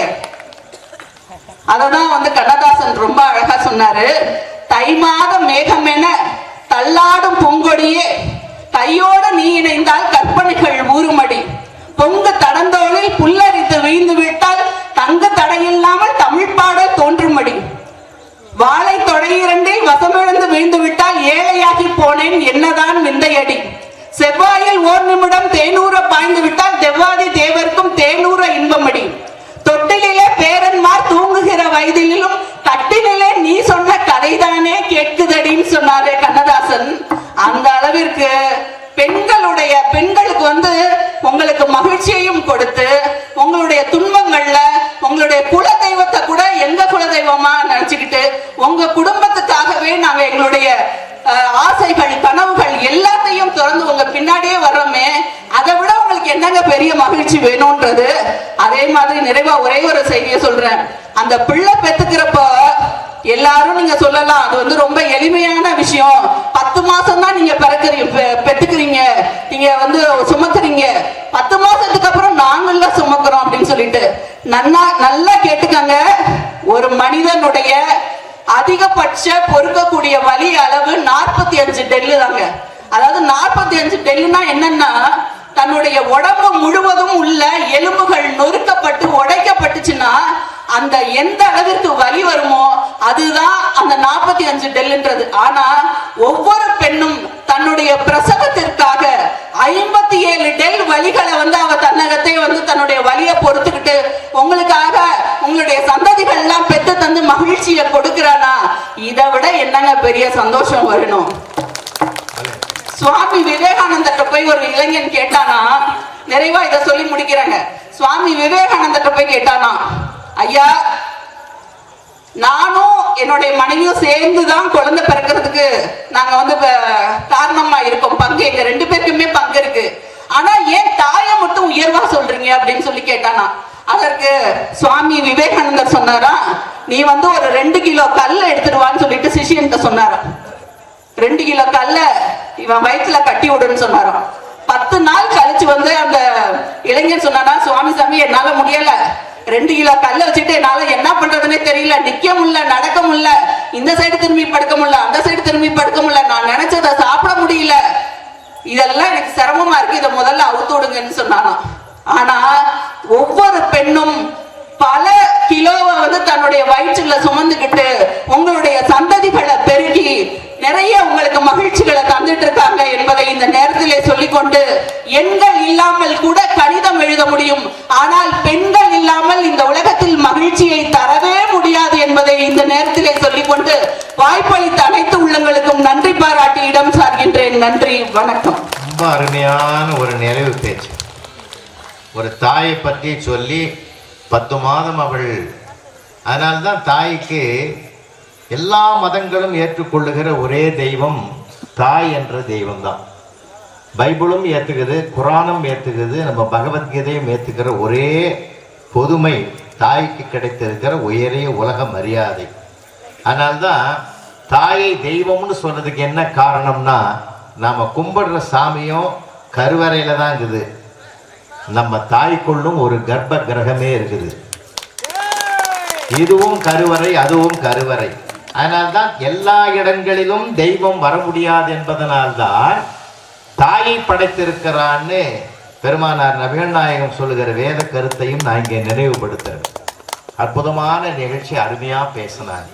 உண்மையிலே திலகவதியை பாராட்டணும், நல்ல கைத்தட்டு கொடுங்க. ஆனா ஒன்னே ஒண்ணுமா, 10 மாதம் கருவறையில சுமந்துகிட்டு இந்த தாய் படுற வேதனைகளுக்கு தெரியும். ஆனா அவளை கொண்டு போய் லேபர் வார்டில் சேர்த்துட்டு 3 மாசமா தாடி வளர்த்துக்கின்னு இந்த 2 உயிரையும் காப்பாத்தி கொடுறான்னு தான் குலதெய்வத்தை வேண்டிக்கிட்டு அந்த வராண்டாவில் தன்னை மறந்து அப்படியே நடக்கிறானே அவன் வீட்டுக்காரன், அவனையும் கொஞ்சம் சேர்த்துக்குங்கம்மா. இல்லை எவ்வளோ மனவேதனை. நீங்க உள்ளே இருந்து உங்களை மருத்துவர் பார்த்துக்கிறாரு, ஆனா வெளியில தன்னை கவனிக்கிறது யாருமே இல்லாம தன்னந்தனியனாக கடவுள் ஒருவனையே நம்பி பிரார்த்தனை பண்றான் பார்த்தீங்களா, அந்த பிரார்த்தனையின் பலன்தமா 2 உயிரையும் காப்பாத்தி வெளியில கொண்டு வருதுன்னா அவனும் சுமக்கிறான். நீங்க வயிற்றுல சுமக்கிறது தெரியுது, அவன் மனசுல சுமக்கிறது தெரியல. இதுதான் உண்மை. ஏன்னா எப்பயுமே பாத்தீங்கன்னா ஒரு தாய் இடுப்பில் சுமப்பாள், தந்தையோ இதயத்தில் சுமப்பான். சாதாரணமான சரித்திரம் இல்லைம்மா அப்பான்றது, விளையாட்டுக்கு இல்லை. சில நேரங்களில் பாருங்க, நீங்க சரிச்சுக்கிறீங்க, அவன் என்னைக்காவது சரிச்சு பார்த்துக்கிறீங்களா? வெளிப்படுத்த மாட்டான், தெரியுமா அவங்களுக்கு? சில பெண்கள் பார்க்குறாங்க, எனக்கு தாய்மார்கள் கோச்சக்கூடாது, இங்கே இல்லை அப்படி. ஆனால் பல பெண்கள் என்ன திருப்பதியில் கேட்டாங்க, திருத்தணியில் கேட்டாங்க, திருச்செந்தூரில் கேட்டாங்க, பழனியில் கேட்டாங்க, எல்லாம் மொட்டை அடிக்கிற ஊர். அவன் வீட்டுக்காரங்க உட்காந்துருப்பான், அவன் என்ன சொல்லுவான், கேட்டவன்லாம் போயிட்டான், அவன்லாம் தப்பிச்சாட்டி கேட்ட நான் தாண்டி மாட்டிக்கினேன் இன்னும் மனசுக்குள்ள நினைப்பான். அது மட்டும் இல்ல, இவ்வளோ ஊர சொல்றிய உள்ளூர்ல எவனாவது என்ன தவிர கேட்டானா ஒண்ணு மனசுக்குள்ளே நினைப்பானே தவிர, இன்னும் சொல்ல போனால் மனசுக்குள்ளே சந்தோஷப்படுறவன் தெரியுமா? துன்பங்களும் துயரங்களும் ஆணுக்கு இல்லையா? நிறைய இருக்கு. நான் கேட்கிறேன் ஒரே ஒரு கேள்வி, வேதநாயகி பார்த்தே கேட்கிறேன். உலகத்துல அண்ணன் தம்பிக்கு கல்யாணம் ஆகட்டும்னு சொல்லி தன்னை தியாகியாக்கிக்கிற அக்காக்களை விட அக்காவுக்கும் தங்கச்சிக்கும் கல்யாணம் ஆகணும்னே அரபு நாடுகள்ல போய் கடுமையான வெயில்ல உழைக்கிறானே நான் கண்ணால பார்த்துருக்கிறேன். எல்லா அரபு நாடுகளுக்கும் போயிருக்கிறேன், அங்கெல்லாம் பார்த்துருக்கிறேன். எவ்வளவு கஷ்டப்படுறான் தெரியுமா? இன்னொன்னு தெரியுமா சிறப்பு? தான் வாழ்நாள் முழுவதும் கல்யாணமாகாமலேயே தங்கைகளையும் அக்காக்களையும் கரையேற்றுற ஆண்கள் இந்த நாட்டுல ஏராளமாக இருக்கிற அழகையும் அற்புதத்தையும் நான் பார்த்துருக்கிறேன். ஒண்ணுமில்லை, அவனுக்கு எப்பயுமே குடும்ப பாரத்தை சுமக்கிறோம் அவன். அதனால விஷயத்தை வெளியில சொல்ல மாட்டான். ஆனா சொல்லாம தன்னுடைய மனசுக்குள்ளேயே வச்சிருந்து எல்லாருடைய மகிழ்ச்சியும் தன் மகிழ்ச்சியாக பார்க்கிற ஒரு அற்புதமான பெருமை இருக்கு. அதனாலதான் சதாசிவம் சொன்னா விட்டு கொடுக்கறது அது மட்டும் இல்ல, அட்ஜஸ்ட்மெண்ட் அனுசரிக்கிறது. 3 இருக்குதுங்க குடும்பத்தினுடைய மகிழ்ச்சிக்கு. விட்டு கொடுக்கறது, அனுசரிக்கிறது, தியாகம் 3 இருக்குயா. இந்த 3லையும் பார்த்தீங்கன்னா ஒரு ஆண் தனக்குன்னு எதையுமே வைக்க மாட்டாயா. இன்னொன்றுமா, அப்பாவுக்கும் அம்மாவுக்கும் ஒரு பெரிய சிறப்பு என்ன தெரியுமா? தனக்காக சமைக்கிற தாய் உலகத்திலே கிடையாது. தனக்காக சமைக்காதவள் தான் தாய், தனக்கென்று சம்பாதிக்காதவன் தான் தந்தை.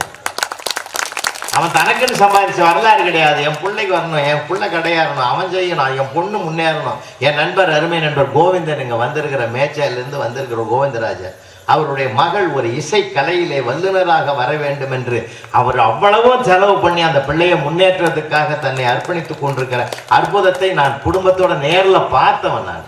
அதே மாதிரி இந்த பொண்ணுங்க பாருங்க, நம்ம பிள்ளை சௌபரணியை பாருங்க, அந்த பிள்ளைய முன்னேற்றணும்னு அவங்க அப்பா ஒரு ஆணுக்கும் பின்னால் ஒரு பெண் இருப்பாள் என்று சொல்லிச்சு. இந்த பெண்ணுக்கு பின்னால் ஒரு தந்தை இருக்கிறார் என்ற வரலாறு நம்ம கண் முன்னாலே இருக்கிற வரலாறு இல்லையா? எல்லாருக்கும் அந்த பெருமை இருக்கு, எல்லாருக்கும் அந்த சிறப்பு இருக்குயா. பிள்ளைகளின் முன்னேற்றம் தான் நம்முடைய குடும்பத்தின் முன்னேற்றம் என்று பாடுபடுகிற அம்மாவும் அப்பாவும் நான் பிரித்து பார்க்க விரும்பல, ஆணையும் பெண்ணையும் பிரிக்க விரும்பல. இங்க இருக்கிற அத்தனை பேருக்கு நான் ஒரே ஒரு வேண்டுகோளை வைத்து ஒரு 5 நிமிடத்தில் நிறைவு செய்கிற நேரத்தை அருமைக்கிறது. ஏன்னா என்ன அரும்பாடுபட்டு இந்த ஏற்பாடு பண்ணியிருக்கிறாங்க. ஒரே ஒரு விஷயம், வாய்த்தனம், அதாவது வாய்த்ததோர் பிறவி நந்தமக்குன்னாங்க. இந்த பிறவி நமக்கு வாய்ச்சி இருக்குதுயா, இந்த வாழ பழகணுன்றது தான் என்னுடைய ஆசை. சந்தோஷமா வாழ்வையா, இருப்பதை பார்த்து மகிழ்ச்சி அடைய வேண்டுமே தவிர இல்லாததற்கு இயங்குகிற போதுதான் பிரச்சனைகளை விஸ்வரூபம் எடுக்கிறது. அதுதான் வாழ்க்கையில் இருக்கிற சிக்கலுக்கு காரணமே. பிரச்சனைகளை நம்ம நிறைய பேசினாங்க, பிரச்சனைகளை தூக்கி போடுங்க. இந்த பிறவி கடவுள் நம்ம கொடுத்திருக்கிறான். அண்ணன் தம்பி, இந்த மாதிரி அண்ணன் தம்பி அடுத்த பிறவியில வருவானான்னு சொல்ல முடியாது. இதே தாய் தந்தை நமக்கு வாய்ப்பாங்களான்னு எந்த உறுதியை நம்ம எடுக்க முடியாது சார். நாளை என்பதே நம்பிக்கை தான், அது உறுதிப்பட யாராலும் சொல்லவே முடியாது. அந்த நம்பிக்கையோடு வாழ்க்கையை நடத்துவோம், மகிழ்ச்சியா இருப்போம் சார், சந்தோஷமா இருப்போம் சார். அதுதான் வாழ்க்கையினுடையது. இந்த வாழறது ஒரு 100 வருஷம் வைங்களேன், கூட பிறந்த அண்ணன் தம்பி பங்காளி விரோதம்ன்றான். அவனை பார்த்தாலே அந்த தெருவு போறான், இந்த தெருவு போறான். நேற்று வரைக்கும் இன்றைய வரைக்கும் பகையை பாராட்டி இருந்தாலும் அந்த பகையை தூக்கி எறிந்து வாழ்வது 100 ஆண்டுகள் என்று வைத்து கொண்டாலும் அதுக்கு பிறகு நீ யாருன்னு தெரிய போறதில்லை, நான் யாருன்னு தெரிய போறதில்லை. நமக்குள்ளே ஏண்டா இந்த பகை, சந்தோஷமா வாழ்வோம். இன்னும் கூட நான் ஒன்னு சொல்லட்டுமா, இறங்கி வந்து சொல்றேன். 4 அண்ணன் தம்பி இருக்கிறாங்கன்னா, 4 அண்ணன் தம்பிகளுக்கு பிரச்சனைன்னா கூட தம்பி வீட்டுக்கு அண்ணனே முயற்சி பண்ணி 3 தம்பி வீட்டுக்கும் போங்க. பகையா இருந்தவன் கூட வாசப்படி வந்து வாங்கன்னு வாய் நிறைய கூப்பிடுவான். ஏன் தெரியுமா? மூத்தவன் வழிகாட்டுவதற்கு உரியவனாக தந்தைக்கு அடுத்த ஸ்தானத்தில் இருக்கிற காரணத்தினாலே யார் இறங்கி வருகிறார்களோ அவர்களால் தான் குடும்பத்தில் மகிழ்ச்சியை உருவாக்க முடியும் என்றால் இது ஆணுக்கும் பொருந்தும் பெண்ணுக்கும் பொருந்தும். ஏன்னா மேகத்தை பாருங்க, வெண்மேகம் இருக்கிறது. பிளைட்ல போனவங்களுக்கு நல்லா தெரியும், பக்கத்திலே பார்க்கலாம், அந்த விண்டோ சீட்ல உட்கார்ந்து பார்க்கலாம், வெண்மேகத்தை பார்க்கலாம். அந்த வெண்மேகம் ஒருபோதும் இறங்கவே இறங்காது. கருப்பு மேகம் தான் பூமியை நோக்கி இறங்கி வரும். இறங்கி வருகிற கார் மேகம் தான் மழையை பொழிந்து பூமியையே பூக்க வைக்கிறது, மகிழ வைக்கிறது. என்றால் குடும்பத்தில் யார் இறங்கி வருகிறார்களோ அவர்களால் தான் குடும்பத்தை மகிழ்ச்சிப்படுத்த முடியும் என்று சொன்னால் அங்கதான் இருக்குது விஷயம். யார் இறங்கி வருவதற்கு தயாராக இருக்கிறார்கள்? வீட்டுக்குள்ள ரகசியம் நான் கேட்கிறேன், ஒரே உங்களை கேள்வி கேட்கிறேன். ஒரு பிரச்சனைன்னா அதை வெளி உலகத்துக்கு கொண்டு போக விரும்புவது யாரு? பிரச்சனையை பெருசாக்கி உறவுகளுக்கு கொண்டு போய் கொட்டுறது யாரு? 4 பேருக்கு உடனே போன் பண்ணி, அக்கா அங்க நடந்த அக்குரமம் தெரியுமா, அந்த ஆளு என்ன பண்ணான்னு தெரியுமான்னு சொல்லி பரப்புறதே பெண்களாகத்தான் இருக்கிறாங்க. ஒரு நாளும் அவன் அந்த செய்தியை கொண்டு போய் வெளியிலேயே போக மாட்டான் சார். ஒரு வீட்டுல டிவி சத்தம் அதிகமா இருக்குதுன்னா அங்க ஏதோ பிரச்சனை நடக்குதுன்னு அர்த்தம். அந்த சத்தத்தை யார் வச்சிருப்பான்? நம்மால் தான் வச்சிருப்பான். இது நம்மோட போகட்டி தாயே வெளியே போவானான்னு 4 சோத்துக்குள்ளேயே அந்த சரித்திரத்தை முடிக்க விரும்புறவர் ஆணு. ஆனா இது அப்படி இல்லைங்க. ஒரு அனர்த்தமான சண்டை நடந்த அவனே அவமானப்பட்டாலும் கூட அவன் என்ன நினைப்பான், அந்த ஒண்ணுமே நடக்காத மாதிரி சட்டையை எடுத்து அப்படி மாட்டிக்கின்னு வெளியில ஒண்ணுமே நடக்காத மாதிரி முகத்தை வச்சுக்கிட்டு வெளியில வருவான் தெரியுமா? அந்த வல்லமையும் பொறுமையும் நிதானமும் சகிப்புத்தன்மையும் அவனுக்கு இருக்கிற மாதிரி யாருக்குமே இருக்காது சார். இந்த அம்மாவுக்கு அடிச்சு பாருங்க, ஒரு தட்டு தட்டி பாருங்களா, அது கும்பம் உயரம் முடியெல்லாம் அவுத்து விட்டுக்கு சண்டாளா பாவி இதுக்காடா உன் வீட்டுல கொண்டாந்து என்ன கவுத்தாங்கன்னு சொல்லி அந்த நாள்லயாவது லெட்டர் எழுது. இப்பெல்லாம் அப்படி செல்ல வாட்ஸ்அப்ல லைவ் வீடியோ கால் போகுது. அவன் லாரியில ஆளை கூட்டணும் மருமகன் அடிக்கிறதுக்கு. இந்த மாதிரி கூத்து. ஏன்னா எப்பயுமே ரகசியம் நிக்காது சார், ரகசியம் நிக்காது இவங்க வாயில். ஆனா நம்மால ரகசியத்தை பாதுகாப்பா வச்சிருப்பான் சார்.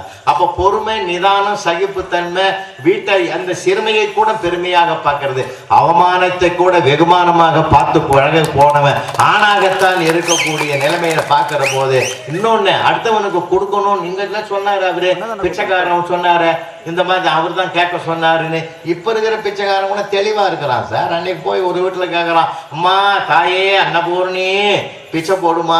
அந்த அம்மா வந்து பார்த்துட்டு சொல்லிச்சு, பார்த்தா வாட்ட சாட்டமாகிற வேலைக்கு போகாத விட்டுட்டு ஏன்னா பிச்சை எடுக்கிறேன்னு கேட்டுது. அவன் வந்து சாதாரணமான இல்லை, கோவப்படலை சார். நீ என்ன இதை சொல்றதெல்லாம் கேட்கல, அவன் அருமையா சொன்னான் சார். அவனுக்கு வந்த வேலை முக்கியம். அதனால அவன் கேட்டான், நீ கூட பார்க்கறதுக்கு நயன்தாரா மாதிரி தாங்கிற தாயே, சினிமாவில் நடிக்கவா போன, இதுங்களுக்கெல்லாம் வடிச்சு கொட்டுறதுக்கு தானே நீ வீட்டுல இருக்கிற அப்படின்னா பாரு. அந்த அம்மா கண் கலங்கி 10 வருஷமா வச்சு கொட்டுறோம், ஒருத்தன் கூட என்ன இப்படி பேசுறடா. அட தம்பி வாடாயா தம்பின்னு பிச்சை எடுக்கிறவன தம்பி ஆயிட்டான் சார், தம்பி ஆயிட்டான் சொல்லி உள்ள போய் சூடா இருக்கிற 4 இட்லியும் கெட்டி சட்னியை வச்சு கையில கொடுத்து சாப்பிட்றா கண்ணுன்னு சொல்லி கொடுத்ததுன்னா அதை எவ்வளவு அருமையா பொறுமையா நிதானமா அந்த எதிர்ப்பை கூட தனக்கு சாதகமாக்கிக்கிற வல்லமை அவனுக்கு இருக்கிற அழகை பார்க்கறோம் இல்லையா? அதனால அந்த பக்குவம் ஆணுக்கு இருக்கிறதுனால தான் குடும்பமே ஓடுது. ஆனா இங்க என்ன கேள்வி, யார் அதிகமான காரணம் தானே கேட்டிருக்கிறாங்க. ஒரு சில செய்தியை சொல்ல நீங்க நியாயமா இருந்தா கடைசியில ஏத்துக்குங்க ஐயா. நீ இல்லை நியாயம் இல்லைன்னாக்கா நீங்க மேல் கோர்ட்டுக்கு சுப்ரீம் கோர்ட்டுக்கு கூட நீங்க போகலாம். ஆமாம், மேல்முறையோட கூட போகலாம். நாளைக்கு நம்ம தம்பி நம்ம இவங்களே கூட சரவணா தங்கமணி எல்லாம் கூட உட்கார வச்சு நம்ம டாக்டர் ஐயாவை கூட கூப்பிட்டு உட்கார வச்சு அவங்களுக்கு கூட மறுபடியும் இதை கேஸை கொண்டு போய் நீங்க பாருங்க. நான் ஏன்னா சிலது நம்ம நியாயத்தை நம்ம பார்க்க வேண்டிய கட்டாயம் இருக்குது சார். இவங்கெல்லாம் சொன்னாங்கல்ல, இவங்க டாஸ்மாக் போறாங்க டாஸ்மாக் போறாங்கன்னாங்க. அந்த குறைய சொல்லாதீங்கம்மா, அது குறைய சொல்லாதீங்க. அது வந்து ஒரு பெரிய பூதாகாரமா பார்க்காதீங்க. இப்ப நீங்க வந்து பியூட்டி பார்க்கு போறீங்க இல்லை, நான் என்ன சொல்றேன் உண்மைதானே. பியூட்டி பார்க்கு நீங்க போறீங்க, நான் பட்டிருக்கேன் அந்த பாட. ஒரு தடவை என் வீட்டு அம்மாவை சொல்லிச்சு, உன் மருமவை பியூட்டி பார்க்கு போகுது, உன் பொண்ணு போறா, ஏன் நான் போகக்கூடாதான்னு. சரி வா ஸ்கூட்டரில் உட்காந்து கொண்டு போய் பியூட்டி பார்க்க விட்டுட்டு அங்கே உள்ளலாம் ஆம்பளைங்க போகக்கூடாதாமே, இதை உள்ள விட்டுட்டு நான் வாசல் நான் மேனேஜர் பக்கத்துலேயே நான் உட்காந்தேன். மேனேஜர் பக்கத்துலேயே உட்காந்தது எங்கள் வீட்டு அம்மா அந்த ஹேண்ட்பேக்கு எல்லாத்தையும் கொடுத்துட்டு போச்சு, செருப்பையும் கட்டி விட்டுட்டு கொடுத்துட்டு. நான் சரிடா நமக்கு நேரம் இது இன்னைக்கு போல இது இப்படி இருக்குதுன்னு சொல்லிட்டு உட்காந்துங்கிறேன். உள்ளே போய் அந்த நேரம் பார்த்து செல்லு வேற என்கிட்ட கொடுத்தா எங்கள் செல்லில் வந்து அவங்க மாமனார் பேசுறது, அவங்க அப்பா பேசுறாரு, மாப்பிள்ளை பொண்ணுக்கிட்ட உடனே பேசணும்னு. என்னடா இது வம்பா போச்சு, யாரும் உள்ளே போகக்கூடாது சொல்கிறான் மாப்பிள்ளை, கொஞ்சம் ஒரு மாமா 1 மணி நேரம் பொறுத்து பேசுன்னு. அர்ஜென்ட்டா பேசணும் மாப்பிள்ளைன்ற, நீ இப்படி பேசுற, விவரம் தெரியாத மாப்பிள்ளைன்னாரு.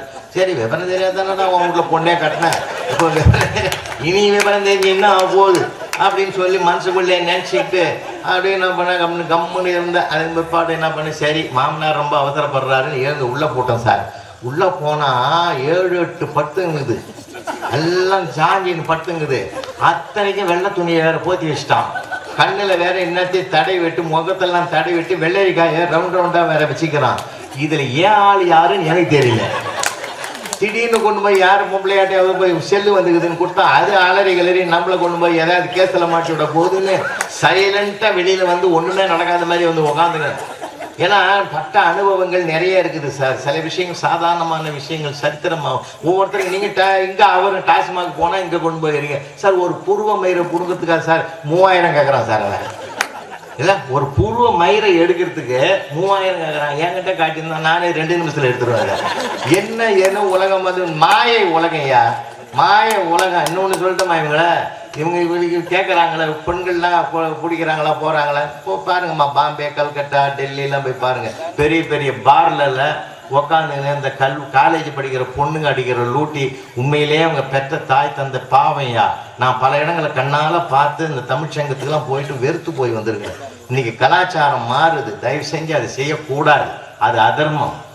இதை நம்ம ஆளுங்க போகிறாங்க வரேன்னு நமக்கு அதை ஆராய்ச்சியே பண்ண வேணாம். எதுக்கு போய் நம்ம பண்ணிங்கன்னா அப்படி தான் தேனாம்பேட்டை சிக்னலில் கூட ஒருத்தன் ஃபுல் பாட்டில் குடிச்சிட்டான் சார். ஃபுல் பாட்டில் ஏற்றிட்டான். எடுத்து ஸ்டெப்பு வைக்க முடியல சார். அந்த டிராஃபிக் இன்ஸ்பெக்டர் வேற வந்து ஓடியாந்து ஐயோ பையா சாமியை போகிற ரூட்டில் நிற்கிறியாடாப்பா, போக்குவரத்து தடையாக இருக்குது, வாடான்னு கை பிடிச்சி இழுக்கிறான்.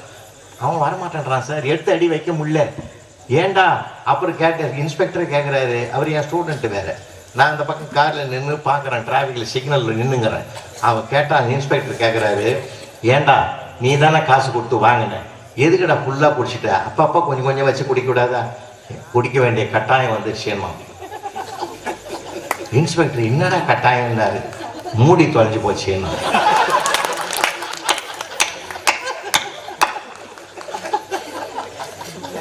அவன் சொல்றதுல நியாயம் இது இல்லை.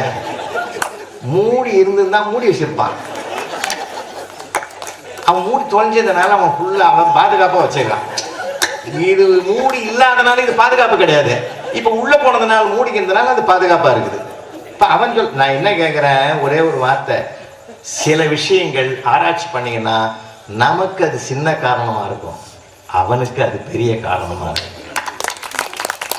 அதனாலதான் என் பிரச்சனைகள் சண்டை வர்றதுக்கு காரணமே. வீட்டுல அந்த அம்மா சொன்னாலும் நம்ம காது கொடுத்து கேட்கணும், நம்ம சொன்னாலும் அந்த அம்மா கேட்கணும். அதுதான் குடும்பத்தினுடைய அழகு. விளையாட்டுகள்ல 40 வயசுக்கு 50 வருஷத்துக்கு முந்தி எனக்கு அப்பா கூட்டு போனார் சார் கோயிலுக்கு. சாமி பார்க்கறதுக்கு எனக்கு உயரம் பத்தல, கூட்டத்துக்கு மத்தியில எனக்கு பார்க்க முடியல. அப்பா சாமி தெரியலப்பா, நான் தூக்கி தோல்ல வச்சு காட்டினா சாமி தெரியுதான்னாரு. அப்போ எனக்கு எங்க அப்பா அருமை தெரியல, இன்னைக்கு தெரியுது. என் பிள்ளைய நான் தூக்கி வைக்கிற போது நான் நினைச்சேன், நான் கூட அப்படிதான்டா பார்த்தேன். சாமி தெரியுதுன்னும் போது தான் எனக்கு அது காதல எங்க அப்பா சொன்னது ஞாபகம் இருந்தது. அப்பதான் நினைச்சு பார்த்தேன், நான் கூட ஒரு சாமி மேல உட்காந்துதான்டா இன்னொரு சாமியை பார்த்தேன். குடும்பத்துல அம்மா அப்பா எல்லாமே பிரிச்சு பார்க்காத ஒரு நாணயத்தின் 2 பக்கம் மாதிரி. ஆனா சில விஷயங்களை நம்ம பார்க்க வேணும். தாயினுடைய தன்மை என்ன, அப்பாவினுடைய தன்மை என்ன நம்ம கொஞ்சம் பார்த்தோம்னா தெரிஞ்சிடும். தாரம், தாய்க்கு பின் தாரம்னா ஒரே செய்தியை சொல்லி நான் நிறைவு செய்யறேன். எப்படின்னா, அந்த காலத்துல நடந்தது அது இப்ப எங்கேயா நடக்குது. ரொம்ப வருத்தமா இருக்குது. அந்த பொண்ணு பார்க்க போனாலே அது ஒரு பெரிய கலையா இருந்தது. இப்ப அதுக்கு கூட எது வச்சுக்கிறான், மேட்ரிமோனின்னு ஒண்ணு வச்சுக்கிறான். நம்ம பார்க்க வேண்டிய வேலை அவன் பார்க்கறான் சார். எனக்கு புரியல. இது நாம வாழ போற பொண்ணை அவன் பார்த்து வச்சுக்கிறான். என்ன உலகம்டா இது, காம்பவுண்ட்றான். கேட்டா எல்லாமே இருக்கு. ரொம்ப கஷ்டமா இருக்கு சார். அந்த காலத்துல மருன்றது இங்க உண்டாப்பா, மறு வீடுன்றது போறோமே, கல்யாணம் ஆகி போவாங்களே உண்டா? நான் போயிருக்கிறேன் சார். மறு வீடுனா 1 வாரம் தங்குவோம். பொண்ணு கட்டின மாமியார் வீட்டுல போய் மாமனார் வீட்டுல தங்குவோம். மாப்பிள்ளை 1 வாரம் தங்கி இருப்பான் விருந்துக்கு. அப்ப எதுக்கு என்ன அர்த்தம், அவங்க வீட்டு சோறு இல்லைன்னா? அதெல்லாம் கிடையாது சார். என்ன தெரியுமா, மாப்பிள்ளைக்கு என்னென்ன பிடிக்கும்ன்றது பொண்ணுக்கு தெரியணும். பொண்ணு போய் உனக்கு என்னென்ன சாப்பிடுவேன்னு நேரடியா கேட்க கூடாது. கேட்கறது அநாகரிகம். கேட்காமலே தெரிஞ்சுக்கிறது தான் நாகரிகம். என்ன தமிழன் வாழ்க்கை வாழ்ந்துக்கிறான் உலகத்துக்கு. அப்போ என்ன பண்ணுவா தெரியுமா, பொண்ணு சமைச்சு போடாதாங்க. மாமியார் தான் இலைய போட்டு, தலைவாழை இலைய போட்டு தண்ணியை தெளிச்சு தொடச்சிட்டு மாப்பிள்ளைக்கு ஒன்னொன்னா வைக்கும். முதல்ல எடுத்து பச்சடி வைக்கும். இவன் என்னான்னு பார்ப்பான். இவன் யோசிக்கிறான். எழுதி அந்த பொண்ணு தூணு மரவில் நிற்கும். இந்த அம்மா கண்ணாலே பாடம் நடத்தும். யோசிக்கிறான், இது பச்சடி அவனுக்கு செய்யாத அப்படின்னு அர்த்தம். அது 2வது உருளைக்கிழங்கு பொரியல் எடுத்து வைப்பாங்க. ஒன்று எடுத்து வாயில போடுவான். இவனுக்கு உருளைக்கிழங்கு அப்பப்ப செஞ்சு வை, பிடிக்குது போல இது அப்படின்னு. 3வது வெண்டைக்காய் காரக்குழம்பு. வெண்டைக்காய் அள்ளி இலையில வைக்கும். இவன் பாதி வச்ச வேகத்துல பாதி எடுத்து சாப்பிடுவான். ரொம்ப வெண்டைக்காய் பிரியம் போலக்குது இவன் அப்படின்னு சொல்லிட்டு அந்த அம்மா உள்ளுக்குள்ளே நினைக்கும், உமா வெண்டைக்காயை தின்றான் ஆனா மூளை வளர்ச்சி இல்லையே. அது மனசுக்குள்ளே நினைக்கும் சார், மனசுக்குள்ளே நினைக்கும் மூளை வளர்ச்சி இல்லையே அப்படின்னு நினைச்சிட்டு பட்டுன்னு மாத்திக்கும், சிரிக்கும். ஏன் தெரியுமா? அப்படி இவனுக்கு மூளை வளர்ந்து இருந்ததுன்னா நம்ம வீட்டுல பொண்ணு எடுத்திருப்பாங்க. ஏன்னா அந்த மாதிரி ஒரு எண்ணம் வந்துடும் அதுக்கு. அப்படியே மாத்திக்கும். அப்படியே பிக்சர் மாறும்னு வச்சுங்களேன். ஒவ்வொரு அவனுக்கு எது பிடிக்கும் என்பதை தாய் மறைமுகமாக வாழ்க்கை பாடம் நடத்துகிறாள். அதுதான் ஏன் மறுவீடுன்றது. இப்போ அதெல்லாம் கூட காணாம போச்சு சார். 2 ஹோட்டலுக்கு போகுது. வீட்டுல சமைச்சாதானே இந்த பிரச்சனையே. 2 ஹோட்டலுக்கு போகுது சார். ரொம்ப கஷ்டம் சார், ரொம்ப ரொம்ப சிரமம். அன்னைக்கு கூட கோர்ட்ல ஒரு கேஸ் வருது, விவாகரத்து கேஸ் சார். ஏன் தெரியுமா?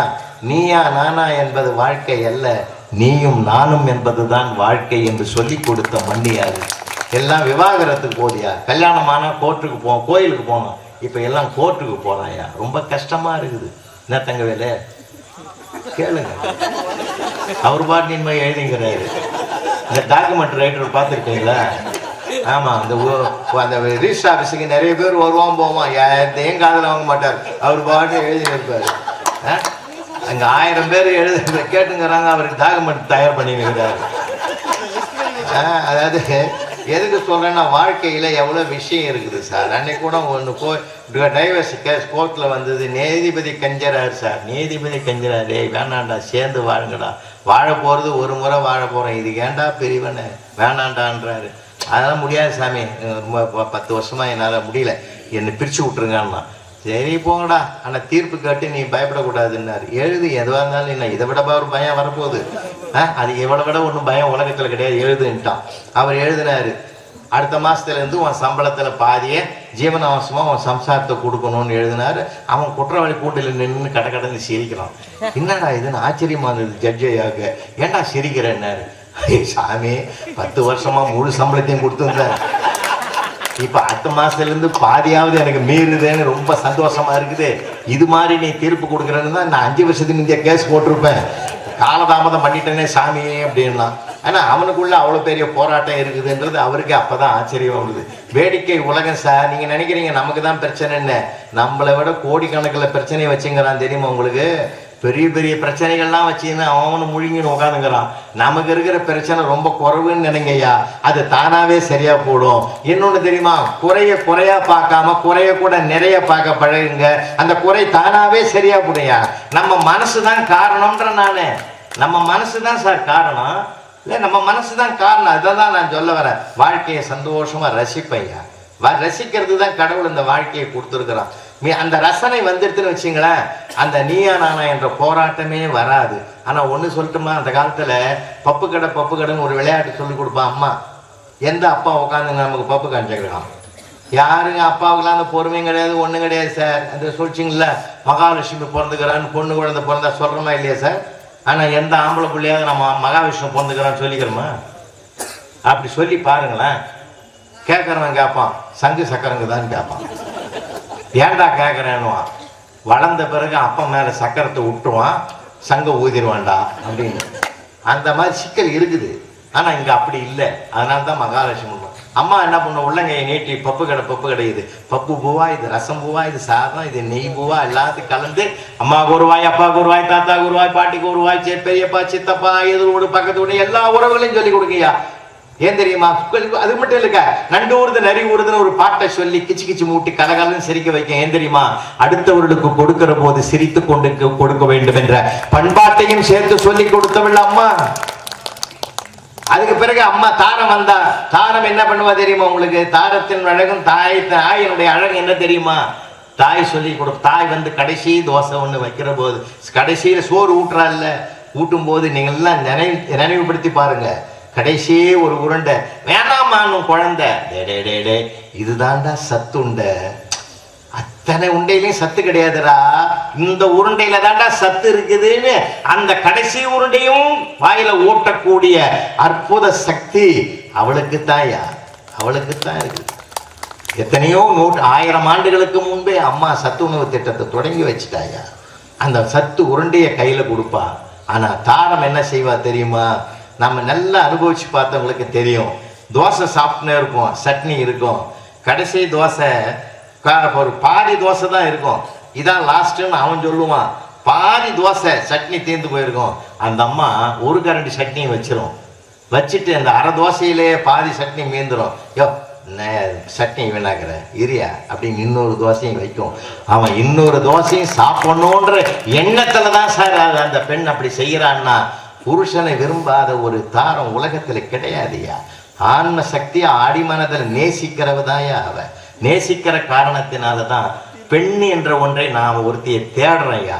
இன்னொன்று, 2 பேருக்கும் ஈக்குவலான தன்மை இருக்கு. இதுல யாருக்கு அதிகமான பிரச்சனை இருக்குதுன்னு பார்ப்போம் கொஞ்சம். எங்க கிராமத்துல சொல்லுவாங்க, தாலாட்டு பண்ணாங்களான்னு கேட்டாங்கல்ல. எங்க கிராமம் என்ன சாதாரணமானது இல்லையா, இது கிராம மக்கள்ன்றதா சொல்ல வரேன். கிராமங்கள் தான் தேசத்தின் உயிர் நாடி. கிராமங்கள் தான் ராமராஜ்யமே நடக்கிறது. இன்னும் தர்மம் இருக்குதுன்னா கிராமங்கள் தான் அந்த உயிரோடு காப்பாத்தி இருக்குது. அதை காப்பாத்திக்கிட்டு வருது. அந்த காலத்துல தாலாட்டு பாடுவான் சார். அத்தை அடிச்சாலோ அலரிப்பூ சென்றாலே, மாமன் அடிச்சானோ மல்லிகை போய் சென்றாலே, ஆரடித்தார் சொல்லி அழு என்கண்ணே, ஆரடித்தார் சொல்லி அழுன்னு அந்த அம்மா யானை அந்த தூளி ஆட்டிக்கிட்டு பாடும். நம்ம ஆடு விவசாயி ஏர் ஓட்டி உழுது அந்த நாத்து நடவெல்லாம் நடந்து முடிஞ்சிட்டு 11 மணிக்கு வீட்டுக்கு வருவான். நம்ம நாட்டுல ஒரு தர்மம் இருக்கு தெரியுமா? விவசாயிக்கு என்ன தர்மம் தெரியுமா? பணி வேலை செய்கிற கூலி ஆட்கள் சாப்பிட்ட பிறகுதான் அவன் சாப்பிடுவான். அதுதான் தர்மம்னு செயல்பட்டான்னா மண்ணு இது. அவன் 11 மணிக்கு வீட்டுக்கு வருவான். அந்த அம்மாவை எழுப்பி உள்ள போமா, உள்ள போல போய் மோர் எடுத்துருவான்னு சொல்லி எழுப்பி அனுப்பிட்டு அந்த தூளியை பிடிச்சிட்டு இவன் தாலாட்டு பாடுவான் சார். என்ன பாடுவான் தெரியுமா? அத்தை அடிக்கவில்லை, ஐவரும் தீண்டவில்லை, மாமன் அடிக்கவில்லை, மல்லிகை சிப்பு சென்றாலே, தானே அழுவராண்டி ஒரு தம்பி துணை ஓணும்னு அந்த அப்ளிகேஷன் என்ன அன்பா போடுவான் பாரு சார். வாழ்க்கை என்ன ஜாலியா மகிழ்ச்சியா, என்னமா ஃபென்டாஸ்டிக். இதை விட எவன் உலகத்துல அறத்தோட பாடுறவன், என்ன அர்த்தத்தோட பாடிக்கிறான் பத்தியாத. எல்லாம் மகிழ்ச்சி அடையணும் சார், சந்தோஷப்படணும் சார். எங்க பெரியப்பாவுக்கு 16 பசங்க சார். எவனோ ஒருத்தன் வாழ்த்திட்டு இருக்கிறான், 16 பெற்று பெருவாழ்வு வாழ்வு. இத்தனைக்கு அவர் போஸ்ட் மாஸ்டர், வெளியிலையும் டெலிவரி வீட்லையும் டெலிவரி. ஆனா அவர் கவலைப்பட்ட வரலாறே இல்லை சார். யாராவது போய் கேளுங்களேன், என்னடா 16? ஆனா கடவுள் கொடுத்தது அவ்வளவுதான் இல்லை, இன்னும் கொடுப்பானான்னு, கொடுக்காத எங்க போடுறான்னு. இப்ப நம்ம ஒண்ணு வச்சுக்கணும், தள்ளாடுறோம் தடுமாறுறோம் இல்ல. அந்த காலத்துல அப்படி இல்லை சார். அவ்வளவு சந்தோஷமா இருந்தோம். பிள்ளைங்க நிறைய இருந்தா அருமையா இருந்தோம். சந்தோஷப்படுங்கன்ற நாம வாழ்க்கையே சந்தோஷத்துல தான் இருக்கு, நம்ம எடுத்துக்கிறது தான் இருக்குது. அப்படி பார்க்கிற போது இதுல பிரச்சனை யாருக்குன்னா, ஒரு ஆம்பளை பிள்ளைய பிறந்தா என்ன சொல்லுவான், புழு பூச்சி இருக்குதான்னு கேட்பான். புழுன்னா ஒரே இடத்துல தான் நின்று கிடக்கும், அது எங்கேயும் போகாது. பூச்சின்னா ரெக்க வந்ததும் பறந்துடும். பூச்சின்னா பொம்பளை பிள்ளை இருக்குதான்னு கேட்டிருக்கிறான், புழுன்னா ஆம்பளை பிள்ளை இருக்குதான்னு கேட்கறான். இதுதான்யா கிராமத்துல சூசகமா கேட்பாயா. ஆம்பளை பிள்ளைக்குதான் பொம்பளை பிள்ளைக்குதான் இல்லைன்னாக்கா வருத்தம் ஆயிடும். புழு பூச்சி இருக்குதான்னு சூசகமா கேட்டான் பத்தியா. என்ன நாகரிகம், என்ன கலாச்சாரம், என்ன பண்பாடியா, என்ன பண்பாடு. இன்னொன்னு தெரியுமா உங்களுக்கு? மேல் நாட்டுக்கு போனா தெரியும், நம்ம நாட்டுக்கு வந்தா தெரியும். மேல் நாட்டுல பொம்பளை தான் முன்னாடி போவா, புருஷன் பின்னாடி போவான். நம்ம நாட்டுல அப்படி இல்லை, ஆம்பளை முன்னாடி போவான், கட்டின பொண்டாட்டி பின்னாடி வருவா. ஏன் தெரியுமா? இதை கேட்டான். இன்னும் நீங்க பிற்போக்குவாதி என்ன அவன், போட வேலையை பார்த்துன்னு போடா, பிற்போக்குவாதியான் பிற்போக்குவாதி. பின்னாடி வந்தாலும் என் கூடவே அவ வருவான்ற நம்பிக்கை எங்க வாழ்க்கையில் இருக்குடா. நீ ஏன் முன்னாடி அனுப்புறது தெரியுமா? அடுத்த செகண்ட் எவன் கூட போடுவாளோ நீ முன்னாடி அனுப்பி பின்னாடியே போறடா. அதான்டா மேல்நாட்டு கலாச்சாரம். அந்த கலாச்சாரம்லாம் இப்ப இங்க வந்துகிட்டு இருக்குது, டேஞ்சர். அதைத்தான் எதிர்க்கணும், பண்பாட்டை காப்பாற்றணும். பைந்தமிழை தமிழை காப்பாத்தினாலே தமிழ் பண்பாடு காப்பாற்றப்படும். அதைத்தான் நமக்கு தமிழுக்காக எத்தனை பேர் தலைவர்களும் போராடுறாங்க, நமக்கு உறுதுணையா வழிகாட்டுறாங்க. அதனால்தான் நண்பர்களே அப்படிப்பட்ட சிக்கல் இருக்கு. எப்போ ஒரு பெண்ணுக்கும் ஆணுக்கும் சிக்கல் போது அவன் பிறந்த வீட்டிலே இருக்கிறான், ஆனா பிறந்த வீட்டு என்ற ஒரு பெருமையோடு புகுந்த வீடு என்ற ஒரு பெருமையையும் சுமக்கக்கூடிய 2 வீட்டு பெருமையையும் காப்பாற்றுகிற ஒரு சுமை ஒரு பெண்ணுக்கு மட்டும்தான் இந்த நாட்டில் இருக்கிறது என்று பார்த்தால், பிறந்த வீட்டின் பெருமையையும் புகுந்த வீட்டின் பெருமையையும் காப்பாற்றுபவர் யாரோ அந்த வல்லமை உடையவர் தான் குடும்ப மகிழ்ச்சிக்கு காரணமாக இருக்க முடியும் என்று நினைத்து பார்த்தால், கல்யாணம் பண்ணி பாருங்க. இங்க இருக்கிற அத்தனை தந்தைமார்களும் உங்க பெண்ணுங்களுக்கு, உங்க மகளுக்கு கல்யாணம் பண்ணி வச்சிருப்பீங்க. ஒரு நிமிஷம் பிளாஷ்பேக் பின்னாடி திரும்பி பாருங்க. மணமேடையிலிருந்து வீட்டுக்கு கூட்டி போயிருப்பீங்க, உட்கார வச்சு பாலும் பழமும் கொடுப்பீங்க. பாலும் பழமும் கூட வாசல்ல புது கார் நிக்குது, மாப்பிள்ளை சாப்பிட்டுட்டு கட கடன்னு பாலை குடிச்சிருவான், பழத்தை தின்னுடுவான், வேகமாக போய் காரில் போய் உட்காந்துக்குவான் பின் சீட்டில். இந்த அம்மா வரும்னு ஒய்ஃப் வரும்னு முன்னாடி உட்காந்துக்குவான் போய். ஆனால் இந்த பெண்ணு சீக்கிரத்தில் போக மாட்டான், ஹால்லே நிற்பா. தயங்கி நிற்கும் அந்த பிள்ளை. அம்மா அப்பா ஒரு மாதிரியாக பார்க்கும், ஏற இறங்க பார்க்கும், கிச்சனுக்குள்ளே போவோம், தண்ணியை எடுக்கும், மறுபடி குடிக்கிற மாதிரி குடிக்கும், அம்மா அப்பாவை பார்க்கும். அம்மா ஒரு கேள்வி கேட்பா, எதடையும் மறந்துட்ட, பேந்த முழிக்கிறேன்னு. மனசுக்குள்ளே அந்த பொண்ணு நினைக்கும், எதடையும் மறந்துட்டேன்னு கேட்குறியம்மா, உனக்கு இப்படி கேட்க எப்படிம்மா மனசு வருது? ஒருவேளை என் காலமாய் நீ உன் கல்யாணம் பண்ணும்போது இப்படித்தானே இந்த அன்பு அனுபவிச்சிருப்ப. 25 வருஷமா உன் மடியில வந்து படுத்து விளையாடினே, அப்பா தோல்ல தூக்கி விளையாடினாரு, அப்பாவையும் அம்மாவையும் பிரிந்து போறனே, இதை விட ஒரு பிரிவினை, இதை விட ஒரு மனது உலகத்தில் இருக்குமாமா அப்படின்னு மனசுக்குள்ளே ஆத்திரம் பொங்குது, அழுக வருது. ஒருவேளை தன் கண்களில் கண்ணீர் விட்டு அது அவர்களுக்கு தெரிந்தால் கஷ்டப்படுவார்கள் என்று நினைத்து டேப்பை திருப்பி முகத்தை கழுவுற மாதிரி அந்த தண்ணீரோடு கண்ணீரையும் கலந்து கரைத்து விட்டு தன் தம்பியை தேடுவா. கடைக்குட்டி பையன் தன் தம்பியை காணாமே. ஏன்னா கடைசி பையன் மேலதான் எல்லாருக்கும் ஆசை இருக்கும் தெரியுமா உலகத்துல, உறவுல. அன்னைக்கு கூட ஒரு அப்பன் பிள்ளைய போட்டு சாத்துன்னு சாத்துறான், அப்பா அடிக்காதப்பா நான் கடைசி புள்ளப்பான்லாம். அதே அப்புறம் நீ முடிவு பண்ணலான்னு அவனை மறுபடியும் சாத்துறான் சார். அதனால அந்த மாதிரி கடைசி பிள்ளைக்கு மேல ஒரு பாசம் இருக்கும் இல்லையா, அந்த கடைசி பிள்ளைய அந்த கடைக்குட்டி தம்பி எங்கன்னு சொல்லி தேடுறா, அவனை எங்கேயுமே காணா. அப்ப மனசுல நினைக்கிறா, அவன் வழக்கமா அங்கதான் இருப்பான்னு சொல்லி மொட்டை மாடிக்கு ஓடி போய் வாட்டர் டேங்க்கு கீழே உட்காந்துங்கிற தம்பியை கையை பிடிச்சி இழுக்கிறா. அவன் தேம்பி அழறான். டேய், எப்பயுமே நீ அழலியாடா, ஏண்டா அழறேன்னு கேட்கிறா. அக்கா நீ அக்கா எல்லாரும் சொல்றாங்கக்கா, நீ இங்கேயே போயிடுவாமே, அப்புறம் வரவே மாட்டியாமேக்கா. அக்கா நான் ப்ளீஸ்க்கா, அப்பா இனிமேல் எது வாங்கினாலும் உனக்கே கொடுத்துட்றேங்க, நான் சண்டை போட மாட்டேங்க, எனக்கு வேணும்னு கேட்கவே மாட்டேங்க, இது சத்தியங்க, ப்ராமிஸ்க்கா. அக்கா நீ என்னை போவாதக்கா, உன்னை பார்க்காம என்னை ஒரு நாளும் இருக்க முடியாதுக்கா. எனக்குன்னு யாருக்கா இருக்கிறாங்க? எனக்கு ஹோம்ஒர்க் எழுதி ஹெல்ப் பண்ணுறதே நீ தானக்கா. அப்பா என்னை திட்டும் போதெல்லாம் எனக்கு சப்போர்ட் பண்ணுறது நீ தானக்கா. நீ இல்லாமல் நான் எப்படிக்கா வாழ்வேன்? முடியாதுக்கா, இல்லைன்னா என்னையும் கூட்டி போடுக்கா, அது முறையில்லைன்னு சொல்றாங்கக்கா. நான் வரல, இருந்தா நீ இங்கே இருந்திருக்கா, ப்ளீஸ்கான்னு காலை கட்டி நழுவுறான்.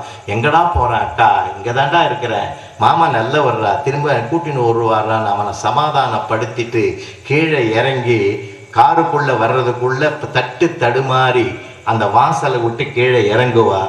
இறங்கி அந்த பின் சீட்டில் உட்காந்துங்கிறதுக்கு தான் புருஷன் பக்கத்தில் போய் உட்காரும்போது அந்த வலது காலை எடுத்து உள்ளே வச்சு இடது காலை பூமியிலே வச்சு அந்த டோரை பாதியில் திறந்து அப்பாவையும் அம்மாவையும் ஏற இறங்க பார்த்துட்டு அந்த வீடு முழுவதையும் கண்களால் அளந்தாள். சர்வேயர் சிவில் இன்ஜினியர் தேப்பால் அளந்தா, இவர் கண்ணாலேயே அந்த வீட்டை அளப்பாள். அளந்துட்டு அந்த டோரை மூடி கண் கலங்கி இருப்பா. என்ன நினைப்பாட தெரியுமா?